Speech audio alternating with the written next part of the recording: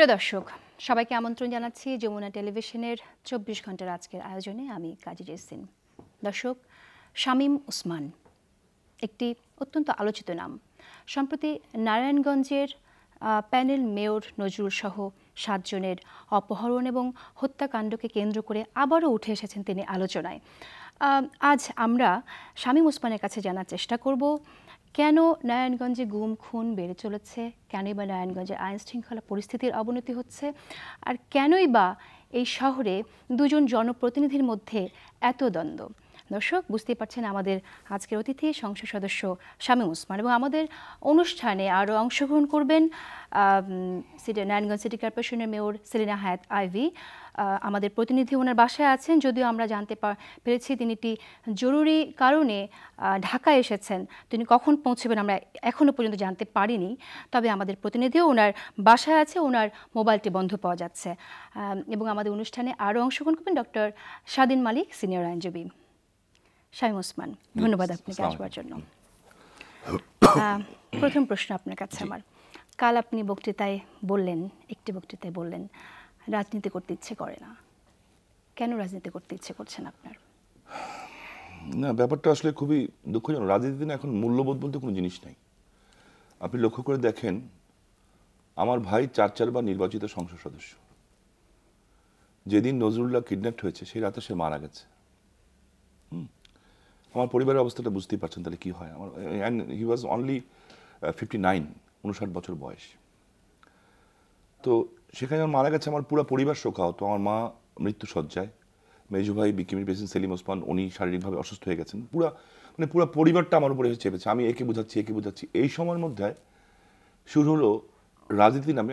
আমি খুব অবাক হলাম যে বিএনপির নেতারাও আসলেন সাথে সাথে খবরটা। এটা তো মানুষত্বের কাজ, হ্যাঁ।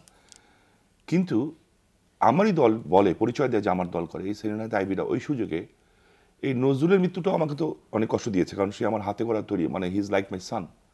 5টা ছেলে আমার চোখের সামনে মরে গেল, 7 জন মানুষ নিহত হয়ে গেল। কন্টিনিউয়াসলি আমাদের বিরুদ্ধে কথা বলছে। তো আমি তখন বুঝলাম যে এখানে রাজনীতিটা করতে গেলে তো অপোজিশনকেও তো ওই ধরনের মানবতা সম্পন্ন লোক হতে হবে। এখানে কি মানবিক কারণে কোনো মূল্যবোধ থাকবে না? মানুষের জীবনে তো কিছু ঘটনা আসে, মৃত্যু, এটার সাথে তো কারোর ঝগড়া করার স্কোপ নেই।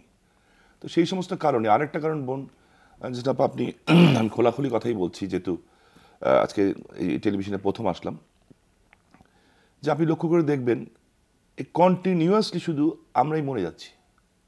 2001-এর 16ই জুন, হ্যাঁ, সেটা আমি একটা রাজনৈতিক কারণ ছিল। আমি গোলাম আজমকে অবাঞ্ছিত ঘোষণা করেছিলাম। আপনি জানেন সেদিন পার্টি অফিসে বম ব্লাস্ট হয়েছিল। আমি নিজে পঙ্গু হয়েছি। আমার 20 জন ছেলে, যারা আমার সব কলিজার টুকরার মতো, 20টা ছেলে আমার স্পটে মারা গেছে। চন্দন সহ, রতন সহ সবাই আজকে পঙ্গু, 2টো করে পা নেই। আমার কাছে মনে হয় যে এদের জন্য আমি দায়ী। এরপরে বিএনপি ক্ষমতা আসলো, আসার পরে আরও 7 থেকে 8 জনকে মারলো বিএনপি জামাত।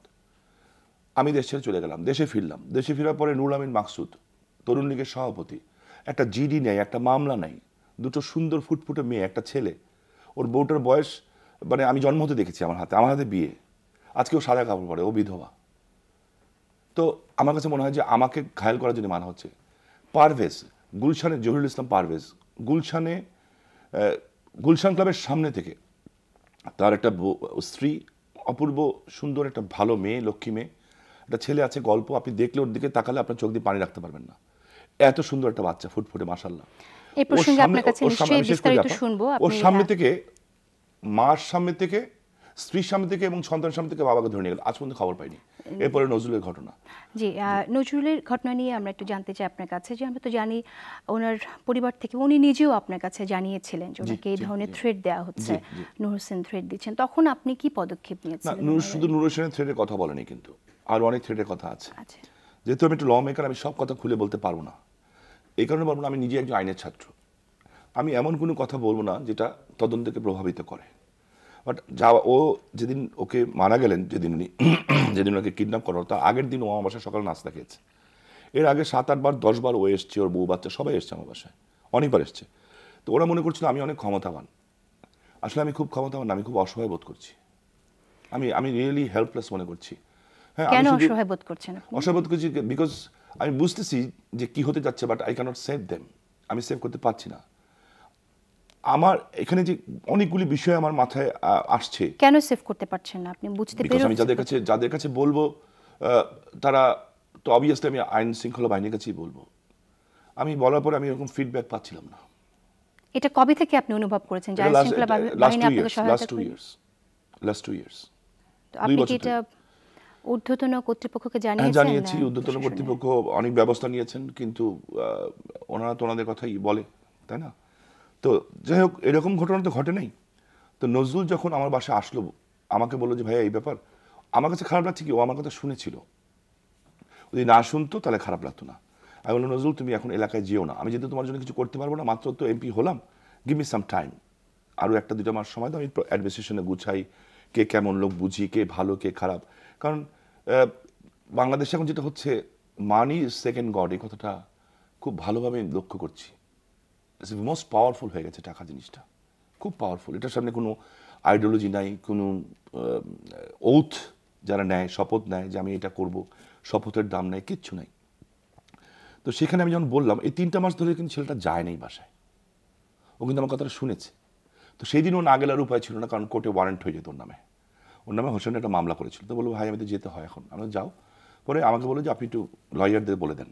পরে আমি বারের president, x president advocate Arif Rahman Dipu, আমাদের পার্টির সেক্রেটারি খোকন শাহ সহ সবাইকে বলে দিলাম, অ্যান্ড দে হেল্প হিম লট। তারা সবাই মিলে দাঁড়িয়ে তো জামিনটা করালো।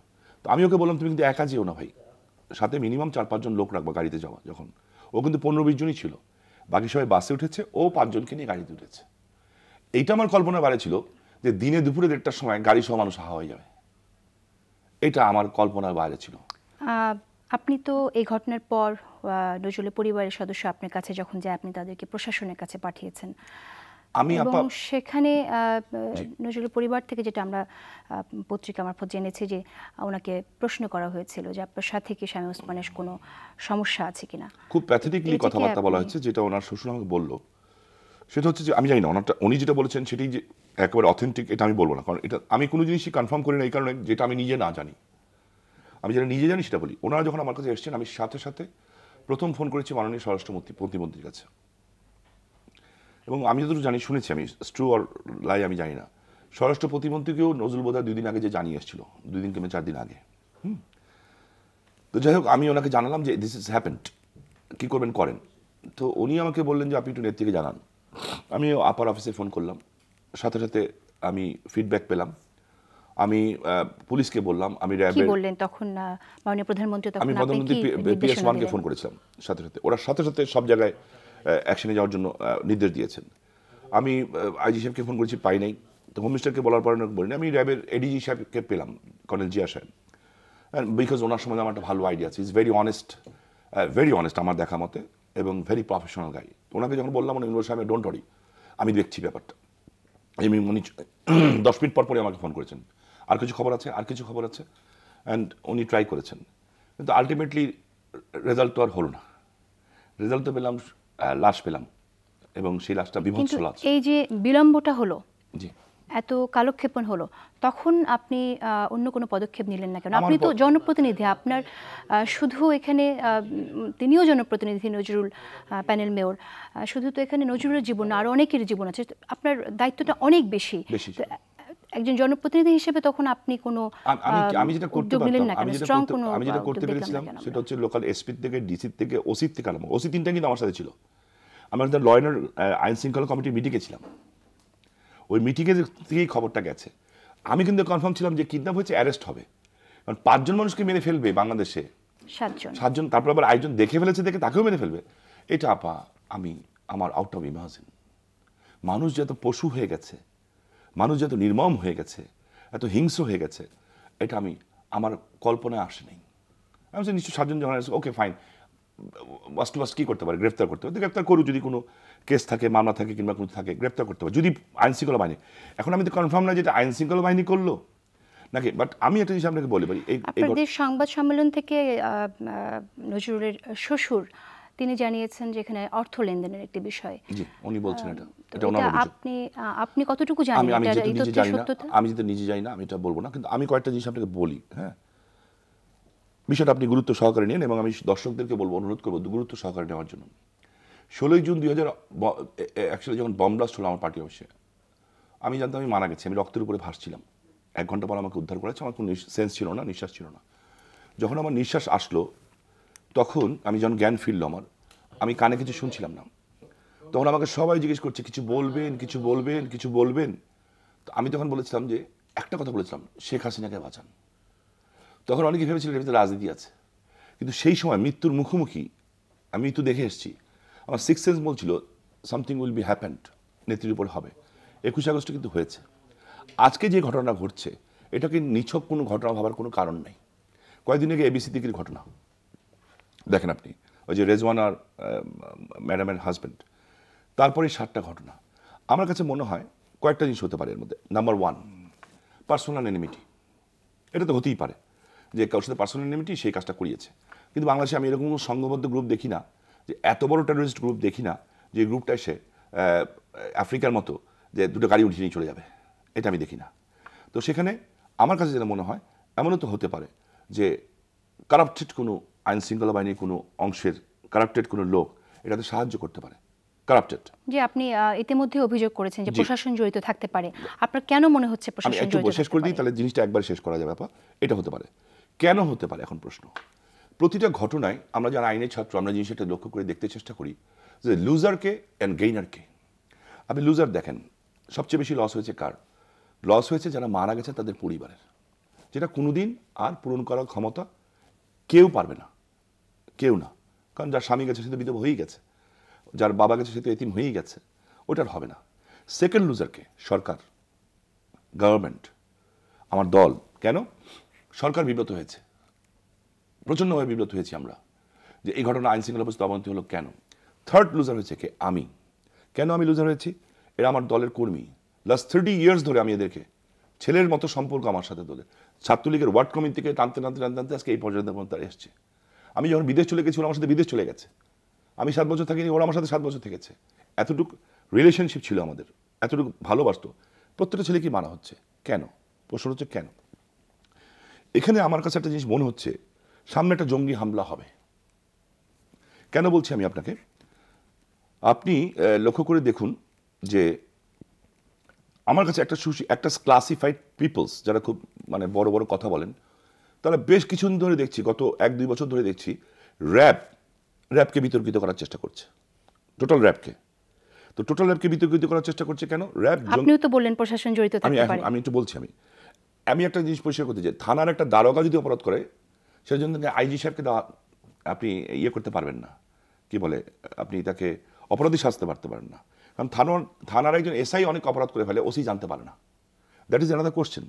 কথা হচ্ছে যে নির্দেশিত হচ্ছে না নিজের পার্সোনাল ইন্টারেস্টের কারণে হচ্ছে, এটা বলতে পারি আমরা। খন্দকার মোস্তাক বঙ্গবন্ধুকে মেরে ফেলেছে, আওয়ামী লীগ কিন্তু বঙ্গবন্ধুকে মারে নেই, মোস্তাক বেইমানি করেছে। তো বেইমান সব জায়গায় থাকবে, মোস্তাকের দল, এদের মীর জাফরের দল, সব জায়গায় আছে, সব শ্রেণী পেশার ভিতরেই আছে, এটা স্বাভাবিক।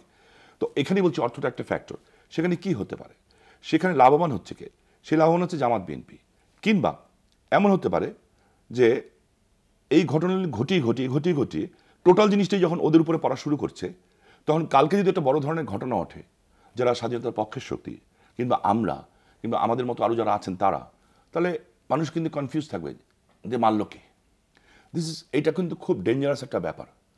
তাহলে আপনি বলবেন নারায়ণগঞ্জ হচ্ছে কেন, অন্য জায়গায় কম হচ্ছে, আপনার নারায়ণগঞ্জ হচ্ছে কেন? এখানেই সবচেয়ে বড় ইন্টারেস্টিং পয়েন্টটা। নারায়ণগঞ্জ আর Dhaka is a border, only 7 kilometres. মানে যদি আপনি লাস্ট পয়েন্ট থেকে ধরেন, আমার নির্বাচনী সীমানা যেখানে শেষ সেখান থেকে ঢাকা শুরু। আমি জানি, যেহেতু আমি জঙ্গিদের নিয়ে আমি গোলাম আজমকে অবচিন্তা ঘোষণা করেছি, তো আমার তাদের উপরে আমার লেখাপড়া করতে হয়, খোঁজখবর রাখতে হয়। সেখানে তাদের যে প্রোগ্রাম, সেই প্রোগ্রামটা হচ্ছে হিট অ্যান্ড রান, অর্থাৎ ক্যাপিটাল সিটিতে হিট করো অ্যান্ড কাম ব্যাক, রান করো। যেটা এই 5ই মেতে কিন্তু তারা ওই স্পটেই কিন্তু বিজিবির সদস্যদের, বর্ডার গার্ড ফোর্সের রাইফেল নিয়ে তাদের রাইফেল দিয়ে তাদেরকে মেরে ফেলেছিল। যে আপনার কথা বুঝতে পেরেছি, কিন্তু আপনার কাছে প্রশ্ন যে এ ধরনের কোনো হত্যাকাণ্ড হলে বারবার আপনার নাম উঠে আসে কেন? অভিযোগের তীর আপনার দিকে আসে কেন? তোকি হত্যার পরে তোকির বাবাও কিন্তু আপনার এখানে আমি ওই জায়গাটাতে আসবো, এটাই আমার ইম্পর্টেন্ট পয়েন্ট। তো এইখানে যে বিষয়টা হচ্ছে, তাহলে ওদের টার্গেটটা কি? যেহেতু আমাকে 16 জনে মারতে পারে নাই, ওরা পলিটিক্যালি আমাকে মারার চেষ্টা করেছে। কিছু পত্রপত্রিকা ওদের পক্ষে কাজও করেছে, শামীম ওসমান এইটা, গডফাদার অনেক কিছু বলেছে। আমি কিন্তু কন্টিনিউয়াসলি চ্যালেঞ্জ দিয়ে যাচ্ছি যে একটা অপরাধ প্রমাণ করেন আমার বিরুদ্ধে, একটা, জাস্ট একটা, যে আমি কোন জায়গাটা খারাপ কাজ করেছি। আমার উপরে বম ব্লাস্ট হলো, কই আমি তো কাউকে থাপ্পড় মারলাম না একটা। 2001 থেকে 2008 পর্যন্ত 7 পর্যন্ত ওরা ক্ষমতায় ছিল, কি অত্যাচার নিপীড়ন করেছে। আমার বড় ভাই সেলিম ওসমান বিকেএর প্রেসিডেন্ট, তার ফ্যাক্টরিতে ঢুকে, সে কোনো পলিটিক্স করে না, 300 গরুর দুধের বান ব্লেড দিয়ে পচিয়ে পচিয়ে কেটেছে, রাজহাঁসগুলির গলা কেটে দিয়েছে, অর্ধেক 3 কোটি টাকা লুট করে নিয়েছে। আমি তাদের চিনি, তারা তো এখনোই শহর আছে, আমি তো কাউকে থাপ্পড় দিলাম না। সে তাহলে আমরা করলামটা কি? তো সেইখানে যে মজাটা হচ্ছে, এইখানেই হলো গেম প্ল্যানটা। দলের ভিতর থেকে কিছু, আমাদের দলের ভিতর থেকে কিছু লোক তাদেরকে এই ক্ষেত্রটা প্রস্তুত করে দেওয়ার চেষ্টা করছে। কেন কেন করছে? তাদের অর্থ, তাদের বিনিময়। এই কারণে করছে, আপনি লক্ষ্য করে দেখেন, গতকাল একটা সিডি প্রকাশ পেয়েছে, ঘটনা ঘটার 12 ঘন্টা যায় নাই, সেলিনায়েত আইভী কন্টিনিউয়াসলি এর আগে যতগুলি ঘটনা ঘটেছে তা, এবং এটাকে নিয়েও সে, আমার ভাই মারা গেছে আমি টেলিভিশন শুনতেই পারিনি, পরে শুনলাম, সব পেপারগুলি ঘাটলাম, কন্টিনিউয়াসলি সে ব্লেম গেম দেওয়া শুরু করলো, ওই পরিবার ওই পরিবার ওই পরিবার, এমনকি তার বউয়ের কাছে দিয়ে, মানে নজরুলের বউকে দিয়েও সে গাড়িতে উঠে তাকে দিয়ে ওটা বলানোর চেষ্টা করেছে। ওয়াই? সে কাকে সেভ করতে চায়? এখানে একটা ছবি দেখাই আমি, আমার ছবিটা ধরলে ভালো হয়। এখানে একটা ছবি, এখানে একটা ছেলে দেখেন, মাথায় একটা টুপি টাইপ পরে আছে, এর নাম হলো সুফিয়ান। এর নাম হলো সুফিয়ান। হি ওয়াজ এ স্ট্রিট বয়। গত 1 বছর আগে সে নারায়ণগঞ্জে হাইয়েস্ট ট্যাক্স পেয়ার হয়েছে। আইভী বলেছে আমার সুফিয়ান, গতকালের প্রথম আলোয়, ও দলের কর্মী বলেনি কিন্তু, ওর সুফিয়ান বলেছে। এই আমার সুফিয়ানের একটা রেকর্ড কালকে বেরিয়ে গেছে সিডিতে, যেটা সমস্ত টেলিভিশন চ্যানেলে অনেক জায়গায় বাজানো হয়েছে। সেখানে কি হচ্ছে, এই সুফিয়ান এবং নূর হোসেনকে সে তার কয়েকদিন আগে 150 কোটি টাকার কাজ দিয়েছে। 85% অফ ওয়ার্ক সিটি কর্পোরেশনের পৌরসভা এরা করে। যে বিষয়ে জানবো, কিন্তু আমরা যে প্রসঙ্গে আমি যদি চেষ্টা করতে পারি না, তাহলে আমি কিন্তু আপনি জায়গায় ট্র্যাকে আসতে পারবো না। আমি ছোট করে বলছি। তো সেখানে তারা বলছে কি স্ল্যাং ল্যাঙ্গুয়েজ, ইকোনমি ইমাজিন, আমি আপনাকে বলতে পারবো না। সেখানে বলতেছে মাথা খেয়ে ফেলতে হবে, আমার বড় ভাইয়ের নাম বলতেছে বারবার, এই সুফিয়ান বলছে। আপনার বক্তব্য এটা আমরা শুনেছি গতকাল। এবং একটা পর্যায়ে তারা বলছে রাস্তার ভিখারি মারলেও 302, ব্যবসায়ী মারলেও 302, হাসিনার মারলেও 302। যাকে বলছেন উনি আমার সুফিয়ান, সে বলছে হাসিনা মারলেও 302। এই রেকর্ডটা আমি ওনার কাছে এখন ব্যাখ্যা দাবি করি, কিভাবে উনি করছেন, কাদেরকে সেভ করছেন, কেন? কারণ শামীম ওসমান এবং এই ছেলেগুলি যখন একটা পরটা মরছে, এবং আমি যদি নারায়ণগঞ্জের পলিটিক্স থেকে দুর্বল হয়ে যাই, তাহলে ওই জায়গাটা ব্যবহার করবে জামাত ইসলাম। আচ্ছা, প্রত্যক্ষদর্শীরা বলছেন যে যখন শীতলক্ষায় লাশটা ভেসে উঠলো, নজরুলের স্ত্রী এই লাশটা দেখিয়ে বলেছিলেন আপনার নাম, যে আপনি ওনাকে মেরে ফেললেন শেষ পর্যন্ত। আমাকে আমার সামনে, ওখানে বলা নেই কিন্তু, ও বলেছে এটা ইয়েতে, যে হসপিটালে। ও আমাকে কালকে বলছে আপনি আমার স্বামীকে মারলেন। আমি কেন রে বাবা, আমি কি করেছি? কেন রাজনীতি নিলেন শামীম ভাই? ওর সেটা এইটা। এখন মধ্যেখানে কেটে যদি অন্যভাবে দেখায়, যেমন অ্যাডভোকেট দিবুকে বলেছে যে দিবু ভাই আপনি আমার স্বামীটাকে কেন মারলেন? আমি কি করছি? জামিন করলেন কেন দিবু ভাই? জেলে থাকতো। আচ্ছা, আমরা তো জানি পুলিশ নূর হোসেনের বাসায় গেছেন, এবং সেটা 7 দিন পর, যদিও এই অনেক। আমাকে যদি একটু সময় দেন ওই প্রসঙ্গটা শেষ করে আসি, তাহলে আমার জন্য, আপনার জন্য আলোচনাটা বুঝতে, এই ব্যাপারটাকে হালকা করে দেখেন না প্লিজ, আমি বলছি আপনাদের কাছে, কোনো হালকা করে দেখেন না। আগামী কিছুদিন আমার কথা কিন্তু আমি কিন্তু না ভেবে কথা বলি না। তো সেখানে যেটা বলতে চাচ্ছিলাম আমি, এই যে ঘটনা ঘটছে, এই নারায়ণগঞ্জটাকে তাদের জন্য ফ্রিল্যান্ড করার চেষ্টা করছে। আইভী কিন্তু নীতিবান, ও নীতিতে অটল। কেন নীতিবান? আপনি দেখেন সিটি কর্পোরেশন নির্বাচনে বিএনপির ভোট ছিল 2008-এর স্ট্যাটিস্টিক্স অনুযায়ী, যে নির্বাচন হয়েছিল এমপি সিটে, ওটা অনুযায়ী 1,27,735 ভোট। হোয়ারেজ বিরোধী নেত্রী, তৎকালীন বিরোধী নেত্রী, বিএনপি নেত্রী, এত বড় নেত্রী, এত বড় দল ওনাদের বলেন, সেই বড় দলের বড় নেত্রী রাতে 12:30 পৌনে 1টা পর্যন্ত জেগে থাকলেন। কেন? পৌনে 1টার সময় সিদ্ধান্ত দিলেন তৈমুর আলম খন্দকারকে বসে দিতে হবে, এবং তৈমুর আলম খন্দকার বললেন যে কোরবানির গরুকে গোসল করানোর সুযোগ আমাকে দেওয়া হলো না। এবং দেখা গেল যেই না বসে গেল, জামাত বিএনপির টোটাল ফোর্স এটার পক্ষে নেমে গেলেন।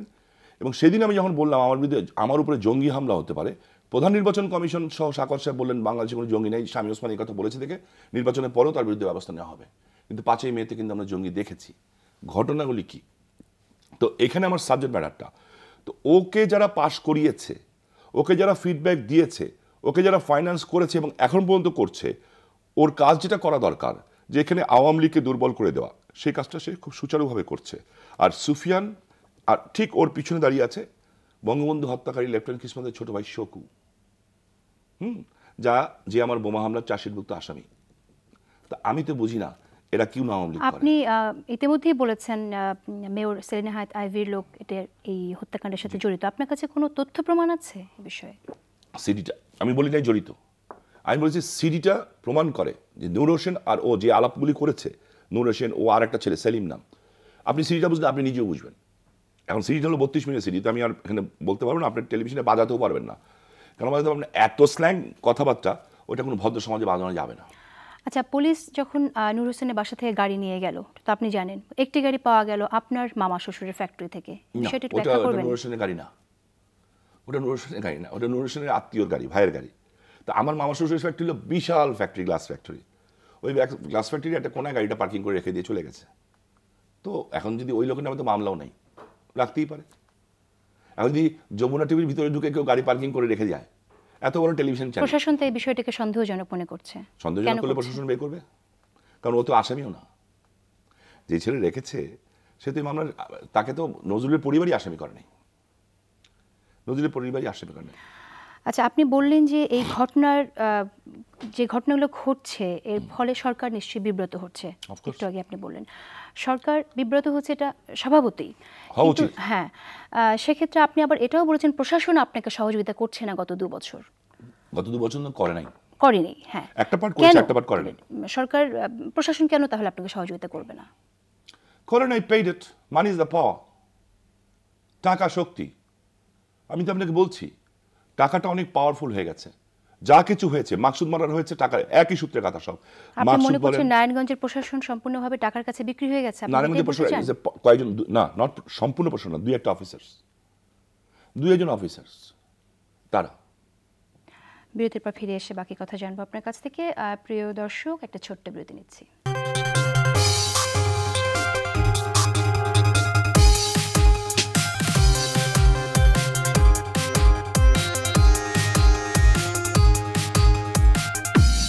প্রিয় দর্শক, আপনারা দেখছেন 24 ঘন্টা যমুনা টেলিভিশনে। আমাদের আজকের অতিথি সংসদ সদস্য শামীম ওসমান। শামীম ওসমান, বিরতিতে যাওয়ার আগে আপনি বলছিলেন প্রশাসনের 2-1 অসাধু কর্মকর্তার কথা। তো 2-1 অসাধু কর্মকর্তার জন্য নারায়ণগঞ্জ আইন শৃঙ্খলা পরিস্থিতির এত অবনতি হবে? একজনই যথেষ্ট, 2 জন লাগে না। খারাপ কাজ করার জন্য একজন যথেষ্ট, ভালো কাজ করার জন্য পুরো দেশ যথেষ্ট না। সবাই মিলে কাজ করতে হয়, ভালোটা করতে হয়। আর খারাপ যদি করতে হয় তাই একজনই যথেষ্ট। গত 2 বছরে কথা বলছি, যারা আমাদের বম ব্লাস্ট করেছে 21শে আগস্টে, কিংবা উদীচির মঞ্চে, কিংবা রমনা মঠ বলে, ওরা কি 2000 লোক মিলে করেছে? না, 2 জন নিয়ে মেরে দিয়েছে। তো খারাপ কাজ করার জন্য কিন্তু কয়েকজন লোকই যথেষ্ট। জাতির জনক বঙ্গবন্ধুর পুরো পরিবারকে মেরে ফেলেছে, বেশি না, 4 জন অফিসার ডিসিশন দিয়েছে, পিছিয়ে কিছু ক্রিমিনাল ছিল। কিন্তু ব্লেন্ড হয়েছে আর্মি, আর্মি কিন্তু করে নেই, কিছু খারাপ সেনাবাহিনী অফিসার করেছে, কারাপ্টেড সেনাবাহিনী অফিসার করেছে, পয়সার বিনিময় করেছে। Same thing happened here. কিন্তু আইন শৃঙ্খলা পরিস্থিতির এই অবনতির দায় তো আপনার উপর চলেই আসে, জনপ্রতিনিধি হিসেবে আপনি দায় এড়াতে পারেন না। সেক্ষেত্রে আপনি কি কি পদক্ষেপ নিয়েছেন এবং কেন ব্যর্থ হলেন 2-1 অসাধু কর্মকর্তার জন্য? আমি আমি আমি আমি আমি আমি এইটুকু বলতে পারি আপনাকে, আমি খুব ফ্র্যাঙ্কলি স্পিকিং মানে কথা বলি। আমার সামটাইমস মনে হচ্ছে আমি নিজেই হয়তো কালকে মরে যাব। আমি জিডি করেছি, আমি একটা জনপ্রতিনিধি, ঠিক আছে, আমি একটা member of parliament. Order of Presidency অনুযায়ী আমার থেকে 11 র্যাঙ্ক নিচে হলো নারায়ণগঞ্জ সিটি কর্পোরেশনের মেয়রের স্থান। তার স্থান হলো একটা জয়েন্ট সেক্রেটারি, সব সিটি কর্পোরেশনই, শুধু তা না, ঢাকা ছাড়া। আমি আজকে 7 দিন আগে জিডি করেছি। My life is under threat, আমার কর্মীদের লাইফ আন্ডার থ্রেট। কেন করেছি? এই রাব্বিরা আইভিরা 18 এপ্রিল একটা জনসভা করেছে, আমি একটা করেছিলাম। আমরা করেছিলাম মুজিবনগর দিবস উপলক্ষে, ওরা করেছিল এমনি কিসাম তকি মঞ্চ নাম দিয়ে।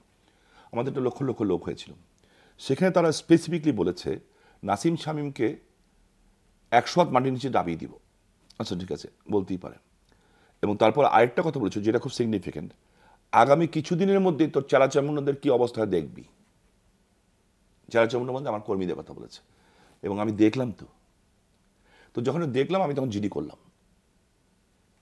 আপনি তো বলেছেন আপনার প্রশাসনের দরকার নেই, কিন্তু আপনি জিডি করছেন, আপনি আতঙ্কের মধ্যে আছেন, আপনি বলছেন এই দ্বৈততা কেন? দ্বৈততা এই কারণে, আমি জিডি করব এই কারণে, বিকজ আমি চাই যে এভরিবডি, সবাই আন্ডার দ্য ল থাকুক।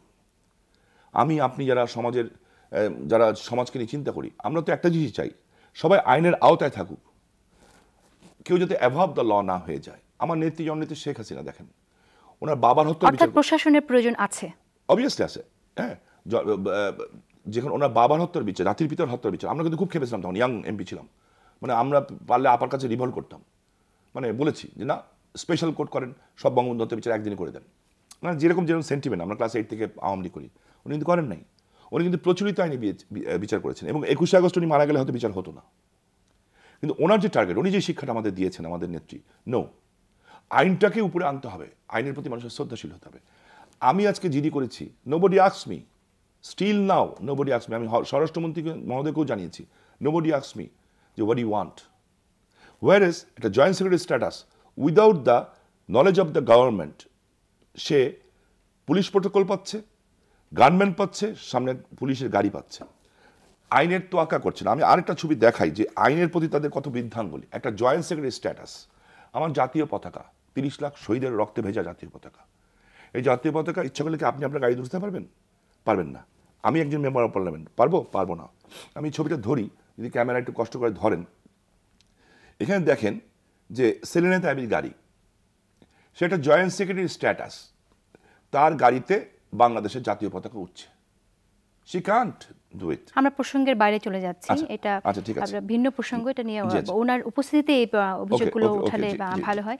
তবে আমি আপনার কাছে একটু জানতে চাই যে আপনারা দুজনেই জনপ্রতিনিধি, আপনাদের এই সম্পর্ক এরকম বৈরী সম্পর্ক কেন হলো? বৈরী সম্পর্ক না, আপনি দেখেন সে পাশ করার পরে, যখন এত কিছু ঘটনার পরেও খালেদা জিয়া রাত জেগে তৈমুরকে বসালেন, হলো। আরেকটা মেশিন আছে না, কি জানি বলে, ইভিএম মেশিন, ইভিএম জাদুর বাক্স, ওইটা, ওই জাদুর বাক্স খেলা দেখলাম, সব কিছু দেখা টাকার পরেও। আপনি বলতে চাচ্ছেন যে সিটি নির্বাচন কমিশন তখন নিরপেক্ষভাবে দায়িত্ব পালন করেনি? আমি জাদুর বাক্সের কথা বলতে পারি।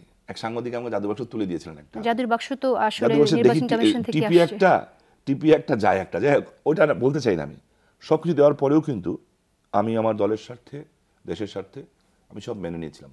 ব্রিটিশ ডেমোক্রেসিতে আপনি পাবেন না আমি যেটা করেছি। আমি জাস্ট একদিন পর প্রেস কনফারেন্স করেছি, সবাই গেছিল, আমি বলেছি হেরেছি আমি, জিতেছেন শেখ হাসিনা, প্রমাণ করেছেন নির্বাচন কমিশনের আন্ডারে একটা সুষ্ঠু সুন্দর নির্বাচন হতে পারে। কারণ সারা বাংলাদেশের সকল সুশীল সমাজ, হ্যাঁ, যারা খোদ নিজেদেরকে নিজেরা সুশীল বলেন, তারা বলেছিলেন সেদিন বাংলাদেশ একটা প্যালেস্টাইন হয়ে যাবে। তাদের ধারণা ছিল শামীম ওসমান সকালবেলা উঠেই নির্বাচনের সময়, সেই সময় আপনি বলেছিলেন, একটু বলি আপা, তারা ভেবেছিল সকাল উঠলে শামীম ওসমান সব কেন্দ্র দখল করে দেবে। আমি কোনোদিন করিনি জীবন আজ পর্যন্ত। তো ওনাদের কথাটা মিথ্যা হয়ে গেছে। অনেক বড় অঙ্কের টাকার খেলা হয়েছিল, শত শত কোটি টাকা মিডিয়ার পিছনে ব্যয় করা হয়েছিল, কিন্তু কাজটা হয়নি ওনাদের। হোয়ারেজ আমি কিন্তু সব সাংবাদিকদের ডেকে এনে মিষ্টি মুখ করিয়েছিলাম যে আমার ছোট বোন সেলিনা তাইবি নির্বাচনে জয়লাভ করেছে, আপনাদের আমি মিষ্টি মুখ করালাম। আপনি বলছেন শত শত কোটি টাকা মিডিয়ার পেছনে ব্যয় করা হয়েছিল, আপনি বলতে চান যে সাংবাদিকরা সৎভাবে তাদের দায়িত্ব পালন করেননি? না, সাংবাদিকরা করেছেন। ব্যাপারটা দেখেন, আপনার এই মিডিয়ার অনুষ্ঠান চালানোর জন্য আপনার নিশ্চয়ই কেউ একটা অ্যাড দিচ্ছেন আপনাকে, এটা কি কারা, এটা স্পন্সর কারা? কেউ তো একটা স্পন্সর গ্রুপ আছে, থাকে নিশ্চয়ই, অবভিয়াসলি থাকে। আমাদেরটা তো কোনো স্পন্সর গ্রুপ ছিল না। ডেলি 6 ঘন্টা 7 ঘন্টা এই টিভি পরিচালনা করতো, কিংবা এই মিডিয়াগুলি লিখতো, কোত্থেকে আসতো, কেন করতো? এবং কন্টিনিউয়াসলি টক শোগুলিতে শামীম ওসমান ওইটা, শামীম ওসমান এইটা, নির্বাচনে কোন ভিত্তিতে পড়ে এটা, নির্বাচন কমিশন কোথায় নিরপেক্ষ ছিল তখন? কন্টিনিউয়াসলি আপনার সংবাদ মাধ্যমে, মিডিয়ায় আমরা আপনার সম্পর্কে অনেক নেতিবাচক তথ্য পাই, এটা আসলে কি, মানে দায়ী কে, আপনি নাকি সংবাদ মাধ্যম? বলি তাহলে কে? একজন পত্রিকার সম্পাদকের কাছে গেছিলাম, খুব নাম করা, খুব শ্রদ্ধা করি তাকে আমি, ছোটবেলা থেকে নাম করা লোক, অনেক ভালো লেখেন টেখেন। তো গেলাম, যে বললাম যে ভাই আমি তো দেশে ফিরলাম মাত্র, এই যে 2008-এ, আমি তো কিছু জানেও না কেউ এসেছি, আসার সাথে সাথে লেখা শুরু করে দেন যে। তো উনি বললেন আসো বসো বসো। আমি পায়ে ধরে সালাম করলাম ওনাকে, পায়ে ধরে সালাম করে বললাম যে ভাই আমি কি করেছি? উনি বললেন তুমি কিচ্ছু করনি, আর তোমার মতো ছেলে হয়নি, তোমাদের যেই ফ্যামিলি, খান সাহেব ওসমান আলীর নাতি তুমি, তোমার বাসায় আওয়ামী লীগ হয়েছে, তোমার বাবা একেম শামসুজ্জোয়া, তোমার মামা আবুল হাসিম সাহেব ভারত মহাদেশের মুসলিম লীগের প্রথম জেনারেল সেক্রেটারি, তোমার ভাই একটা ভারতের স্পিকার, একটা ভাই মন্ত্রী। এলাকার লোকজন কিন্তু বলে যে আপনি আপনার বাবার যোগ্য উত্তরসূরি না। আমি তো বলি আপা, কোনো ছেলেই তার বাবার যোগ্য উত্তরসূরি হতে পারে না, সবাই বাবার নিচেই থাকে। তো আমি সালাম করে আমি খুশি হয়ে গেলাম যে নিশ্চয়ই উনি কনভিন্স হয়ে গেছেন, মানে আমার কাজ হয়েছে বোধহয় সালাম টালাম করাতে। তাই আমি বললাম যে তার লিখছেন যে ভাইয়া, ঠিক হয়ে গেলাম। তো ভাইয়া লিখছেন যে তোমার বিরুদ্ধে লিখি না, তো তোমার বোনের বিরুদ্ধে লিখি। আর আমার দুটো মাত্র বোন, কেউ চিনে না, একটা আমেরিকা থাকে, একটা কানাডা থাকে। তো উনি খুব হাসলেন, জোরে জোরে অট্ট হাসি আসলেন, বলে তোমার এই বোন না, তোমার শেখ হাসিনা বোন, প্রধানমন্ত্রী। আনলাম কোথায় হিমালয় পর্বত আর কোথায় আমি তৃণমূল, হাতগুলি ভেঙে দিচ্ছি। আনলাম এটাই আপনাদের ইথিক্স? বলে এটা আমাদের ইথিক্স। পত্রিকাটা কি জানেন? প্রথম আলো, মতিউর রহমান সাহেব। আচ্ছা, সেক্ষেত্রে আপনার কাছে আমার প্রশ্ন হচ্ছে যে হাত ভেঙে দেওয়ার কথা যদি আসে, তাহলে হাত তো শুধু আপনি একা না, নিশ্চয়ই হাত আরো অনেক আছে, তাহলে আপনার দিকেই শুধু নজর থাকবে কেন? অনেক হাত ভেঙেছে। কারণ কি জানেন তো, আমি একা না, এটাই আমার প্রশ্ন। আমি তো একা না। আমি জিজ্ঞেস করেছিলাম যারা গোয়েন্দা সংস্থার প্রধান, যে ভাই আমি তো একা না, কথা তো অনেক বলে, আমি তো একটা মানে লোকাল ডিস্ট্রিক্ট লেভেলের নেতা, তা আমার বিরুদ্ধে কেন? বলছে যে আপনার উপরে বোম ব্লাস্ট হয়েছে কেন? গোলাম আজম ঠেকাইছে, আর কেউ তো ঠেকানি, আপনি ঠেকাইছেন কেন? গোলাম আজমকে যখন অপরাজিত ঘোষণা করি তখন শামীম একাই করে। আর যখন এই যে 25 তারিখে যখন খালেদা জিয়া শ্রদ্ধেয় বিএনপি নেত্রী এবং জামাত বলল 25 তারিখের পর থেকে আওয়ামী লীগের নাম 25 অক্টোবর যে আওয়ামী লীগের নাম নিশানা মিশিয়ে দিবে, তখন কিন্তু অনেক জায়গায় আওয়ামী লীগ নামে নাই। আমরা কিন্তু নেমেছি এবং নারায়ণগঞ্জ স্টেডিয়ামে, যেখানে একমাত্র নেত্রীর মিটিং ছাড়া কেউ মিটিং করতে সাহস পায় না, সেখানে আমি মিটিং করেছি এককভাবে। ওই মাঠ ভরে আরও 6 কিলোমিটার লোক ভরেছে। তো দ্যাটস ওয়াই। এলাকার লোকজন আপনাকে গডফাদার বলে কেন? এলাকার লোকজন আমাকে গডফাদার বলে না। যদি এলাকার লোক আমাদেরকে গডফাদার বলতো, আমরা 3 পুরুষ ধরে আওয়ামী লীগের এমপি হতে পারতাম না। আমরা 3rd জেনারেশন। কিন্তু ব্যবসায়ীদের কাছে আমার বড় ভাই সেলিম ওসমান, আমাদের পরিবারে, সে পরপর 2বার চেম্বার অফ কমার্সের প্রেসিডেন্ট, পরপর 2বার বিকিমের মতো বিশাল অর্গানাইজেশন সে প্রেসিডেন্ট, এবং ভোটে প্রেসিডেন্ট। কিন্তু তো যদি গডফাদার হয় তাহলে প্রথম টার্গেট কিন্তু হবে ব্যবসায়ীরা। গডফাদারদের কাছে টার্গেট ব্যবসায়ী হয় না, কারণ ব্যবসায়ীদের কাছে টাকা, তাহলে তো ব্যবসায়ী আমাদের ভোট দিত না, আমার ভাইকে ভোট দিত না। তা আমি গডফাদার ধরেন, কথা কথা কি করলাম ভাই? আমি তো বলছি হতে পারে, আমি তো ফেরেশতা না, আমার ভুল হতে পারে। তো আমি তো অ্যাপিল করছি, প্লিজ আমাকে দয়া করে আমি রিকোয়েস্ট করছি, আমার ভুলটা ধরিয়ে দেন না, যে আমি কাকে মারলাম, কাকে কাটলাম, কার জমি দখল করলাম, কি করলাম, একটা জিনিস দিবেন তো আমাকে ধরিয়ে, যে আচ্ছা ভাই আপনি এই জন্য করেছেন। আমি আপনাকে এখন যদি আপনি দেখতে মার্শাল্লাহ সুন্দর, আমি বলি আপনি সুন্দর না, এটা আমার কথা মুখ দিয়ে তো হবে না, কিন্তু মানুষ তো বলবে যে আপনি সুন্দর। কিন্তু এই যে ভেগ কথা, এই যে ভেগ কথা, এটা হলো মিডিয়া, এটাকে বলে মিডিয়া ট্রায়াল। ঠিক আজকে এই তকি ফকি নিয়ে যেটা হয়েছে, অবেজ সিমসন বিখ্যাত বাস্কেটবল প্লেয়ার, ওর বিরুদ্ধে কিন্তু সেম জিনিস হয়েছিল, মিডিয়া ট্রায়াল, কিন্তু লাস্টে কিন্তু প্রমাণিত হয়েছে। আপনি নিশ্চয়ই দেখেছেন অনেক খবরে, অনেক সময় আমরা সাধারণ মানুষের মন্তব্যে দেখেছি, তারা বলছেন যে আপনার বিরুদ্ধে কিছু কথা বলার সাহস তাদের নেই। কে বলতে পারছেন? এই আতঙ্কটা কেন? আচ্ছা বল, আমি একটা কথা বলি, খুব সহজ একটা প্রশ্ন করি। 2001 থেকে 2007 পর্যন্ত আমি ছিলাম না, তখন তো আমার আতঙ্ক থাকার কারণ না, আমি তো দেশের বাইরে। তখন বহু বড় বড় আতঙ্কবান নেতারা দেশে আছেন, খালেদা জিয়া, সাকা চৌধুরী, দেলোয়ার হোসেন সাইদি, সব আছে দেশে। আমরা তো সব দেশ ছাড়া, তখন আমি আমার পরিবার সবাই দেশ ছাড়া। একটা মামলা পেল না কেন আমার বিরুদ্ধে? খুঁজে তন্ন খুঁজেছে। লাস্টে কি মামলা দিয়েছিল জানেন? এই বঙ্গবন্ধু হত্যাকারী পরিবার, লেফটেন্যান্ট কিসমতের পরিবার থেকে মামলা দিয়েছিল যে আমার বড় ভাই নাসিম ওসমান, আমার ভাবি, আমার মা, আমার বড় ভাই, তারা তার বাসায় ঢুকে চুরি করেছে এবং ছিনতাই করেছে। তো মামলাতে পেল এটা। এবং আরেকটা কেয়ারটেকার গভর্নমেন্ট আসলো, কেয়ারটেকার গভর্নমেন্ট থেকে জেনারেল বারি সাহেব, আমি নাম বলছি আজকে, কোথাও বলিনি আজ পর্যন্ত, এই ফার্স্ট আপনার সামনে বলছি, যমুনা টিভি দেখে ফার্স্ট বলছি, কারণ এই টেলিভিশনটা আসুক মাঠে, আমি চাচ্ছিলাম মনে মনে। উনি আমাকে ফোন করলেন ইন্ডিয়াতে, এই শামীম ভাই আপনার নামে তো কিচ্ছু পাই না কোথাও খুঁজে, আমি তো কি করবো? বললো যে চলে আসেন। সাথে আপনার বিরুদ্ধে বোধহয় আয়কর ফাঁকির মামলার বলি, এটাই বলছি আর কি, যে আমি বললাম যে চলে আসেন ভিতরে, কিচ্ছু পাই না আপনার ভিতরে। আমি তখন হাজি আলী বাবার মাজারে, আমি বললাম কেন? কিছু টার্মস অ্যান্ড কন্ডিশনে বললেন, নেত্রীর কথা। আমি কন্ডিশন অ্যাক্টিভ হতে পারে যে আপনারা দেশে থাকতে পারবেন, বা জাতির জনগণের কন্যা শেখ হাসিনাকে কন্ডিশন দেয় বাংলাদেশে এখনও পৃথিবীর ইতিহাসে এরকম মানুষ জন্মায় নাই। বলে তাহলে বাঁচতে পারলেন না? আলহামদুলিল্লাহ। আমি 6 মাসের পরে আপনি আমাকে ফোন করবেন। আমি ওনাকে খারাপ বলছি না, উনি ওনার মতো করে বুঝছেন। ওনারা কি করলেন, মজা ভাবলো, প্রথম বোম ব্লাস্ট, আমি খুব প্রাউড ফিল করি, কিন্তু প্রথম বোম ব্লাস্ট আমার উপরে, প্রথম সাজা খেলাম আমি বাংলাদেশে। সাজাটা কি জানেন? সেলিনা হায়াৎ আইভীর অনুপস্থিতি খুব অনুভব করছি। সাজাটা কি খেলাম? দর্শকদের আবারও জানিয়ে রাখি, সেলিনা হায়াৎ আইভীর বাসায় এখনো পর্যন্ত আমাদের প্রতিনিধি আছেন এবং আমরা আশা করছি তিনি দ্রুত বাসায় ফিরবেন। সাজাটা কি দিয়েছে জানেন? যে 2001 থেকে 2007 পর্যন্ত আমি 17 লক্ষ টাকা ইনকাম ট্যাক্স দিই নাই, এই কারণে আমাকে 13 বছর সাজা দিল। তো 2001 থেকে 2007 পর্যন্ত আমি দেশেই নাই, তো মামলা হয় কিভাবে? হাইকোর্ট সাথে সাথে গেছি, হাইকোর্ট সাথে সাথে আমাকে খালাস দিয়েছেন। তো এই হলো আমার বিরুদ্ধে মামলা। তো আমি যদি এত বড় একটা গডফাদার, এত বড় দীর্ঘদিন আপনি দেশে ছিলেন না, আপনি পালিয়ে গেলেন কেন? একজন নেতা তো, রাজনীতিবিদ তো ফেস করবে, মামলা ফেস করবে, জেল খাটবে। আমি পালিয়ে যাইনি, নির্দেশ পালিত করেছি। কারণ আমি যা কিছু করি, আমার দলের নেত্রী, আমার চিফ শেখ হাসিনা যেটা বলবেন সেটাই করব। উনি আমাকে একটা কথা পরিষ্কার বলেছেন, শামীম গো। আমি যে নো, বলছে ইউ হ্যাভ টু গো। আলাম কেন আপা, আপনার কাছে যাবো না এই মুহূর্তে। উনি বলেছেন যারা তোমাকে বম ব্লাস্ট করে মাত্র কয়েকদিন আগে মারতে চেয়েছে তারা রাষ্ট্রীয় ক্ষমতায় চলে এসছে, তা আপনি কি বলেন আমি তাদের হাতে মরতে বসে থাকবো? Not at all. আমাকে মরিয়া কি জানি এটা আছে না গল্প, মরিয়া প্রমাণ করিতে হবে নাকি, যে এটা শরৎচন্দ্রের একটা খুব নাম করা উপন্যাস ছিল। তা আমি মরে কেন প্রমাণ করতে যাব? আর আমি ওদের হাতে মরতে চাই না। কাদম্বিনীর কথা বলছেন কাদম্বিনী, আপনি? হ্যাঁ আমি মরে প্রমাণ করতে চাই না, আমি মরে প্রমাণ করতে চাই না। আমি মরবো কেন? এবং আমাকে দেশ ছেড়ে যেতে হয়েছে, বাধ্য হয়েছে। আপনি কি মনে করেন দেশ ছেড়ে চলে যায় তাদের খুব ভালো লাগে? আচ্ছা, নূর হোসেন সম্পর্কে আমরা যতদূর জানি যে তিনি তো আপনার হাত ধরেই রাজনীতিতে এলেন, আওয়ামী লীগে এলেন, আপনার হাত ধরে অনেকেই এসেছে নিশ্চয়ই এরকম। কিন্তু নূর হোসেনের বিরুদ্ধে এরকম অনেক অভিযোগ আছে, তিনি ট্রাক শ্রমিক ছিলেন, তিনি সেখান থেকে তিনি শেষ পর্যন্ত এখন অঢেল অর্থের মালিক হয়ে গেছেন। এটা কিভাবে হলো? আমি একটা জিনিস বলি, যেই অভিযোগগুলি সাংবাদিকরা এখন করছেন আগে করেননি। বাট আমি এলাকার এমপি হওয়ার সাথে সাথে আমার পার্লামেন্টের প্রথম ভাষণ ছিল এটা, প্রশ্নোত্তর স্বরাষ্ট্রমন্ত্রীর কাছে। প্রথম দিন প্রথম প্রশ্ন মাননীয় স্বরাষ্ট্রমন্ত্রীকে আমি বলেছি, ঢাকা চিটাং রোড একটা ড্রাগস রুট হয়ে গেছে, ওখানে অবৈধ কার্যকলাপ চলছে, যাত্রার নামে অশ্লীল কার্যকলাপ চলছে। আমি জানতে চাই এই ব্যাপারে আপনি কি ব্যবস্থা গ্রহণ করবেন।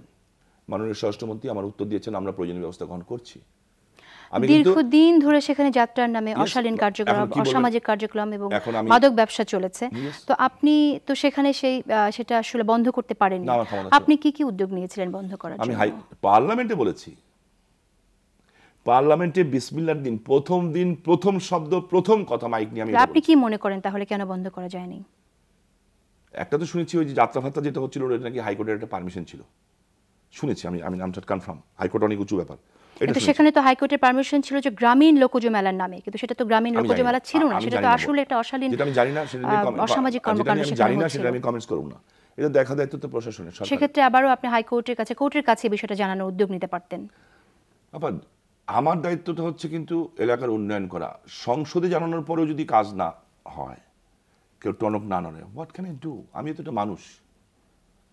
নিশ্চয়ই, কিন্তু এলাকার শান্তি বিরাজ করার জন্য মাদক ব্যবসা রোধ করার দায়িত্বও কিন্তু আপনার উপরই বর্তায়। অন্য যদি কেউ হতো তাহলে চেপে যেত।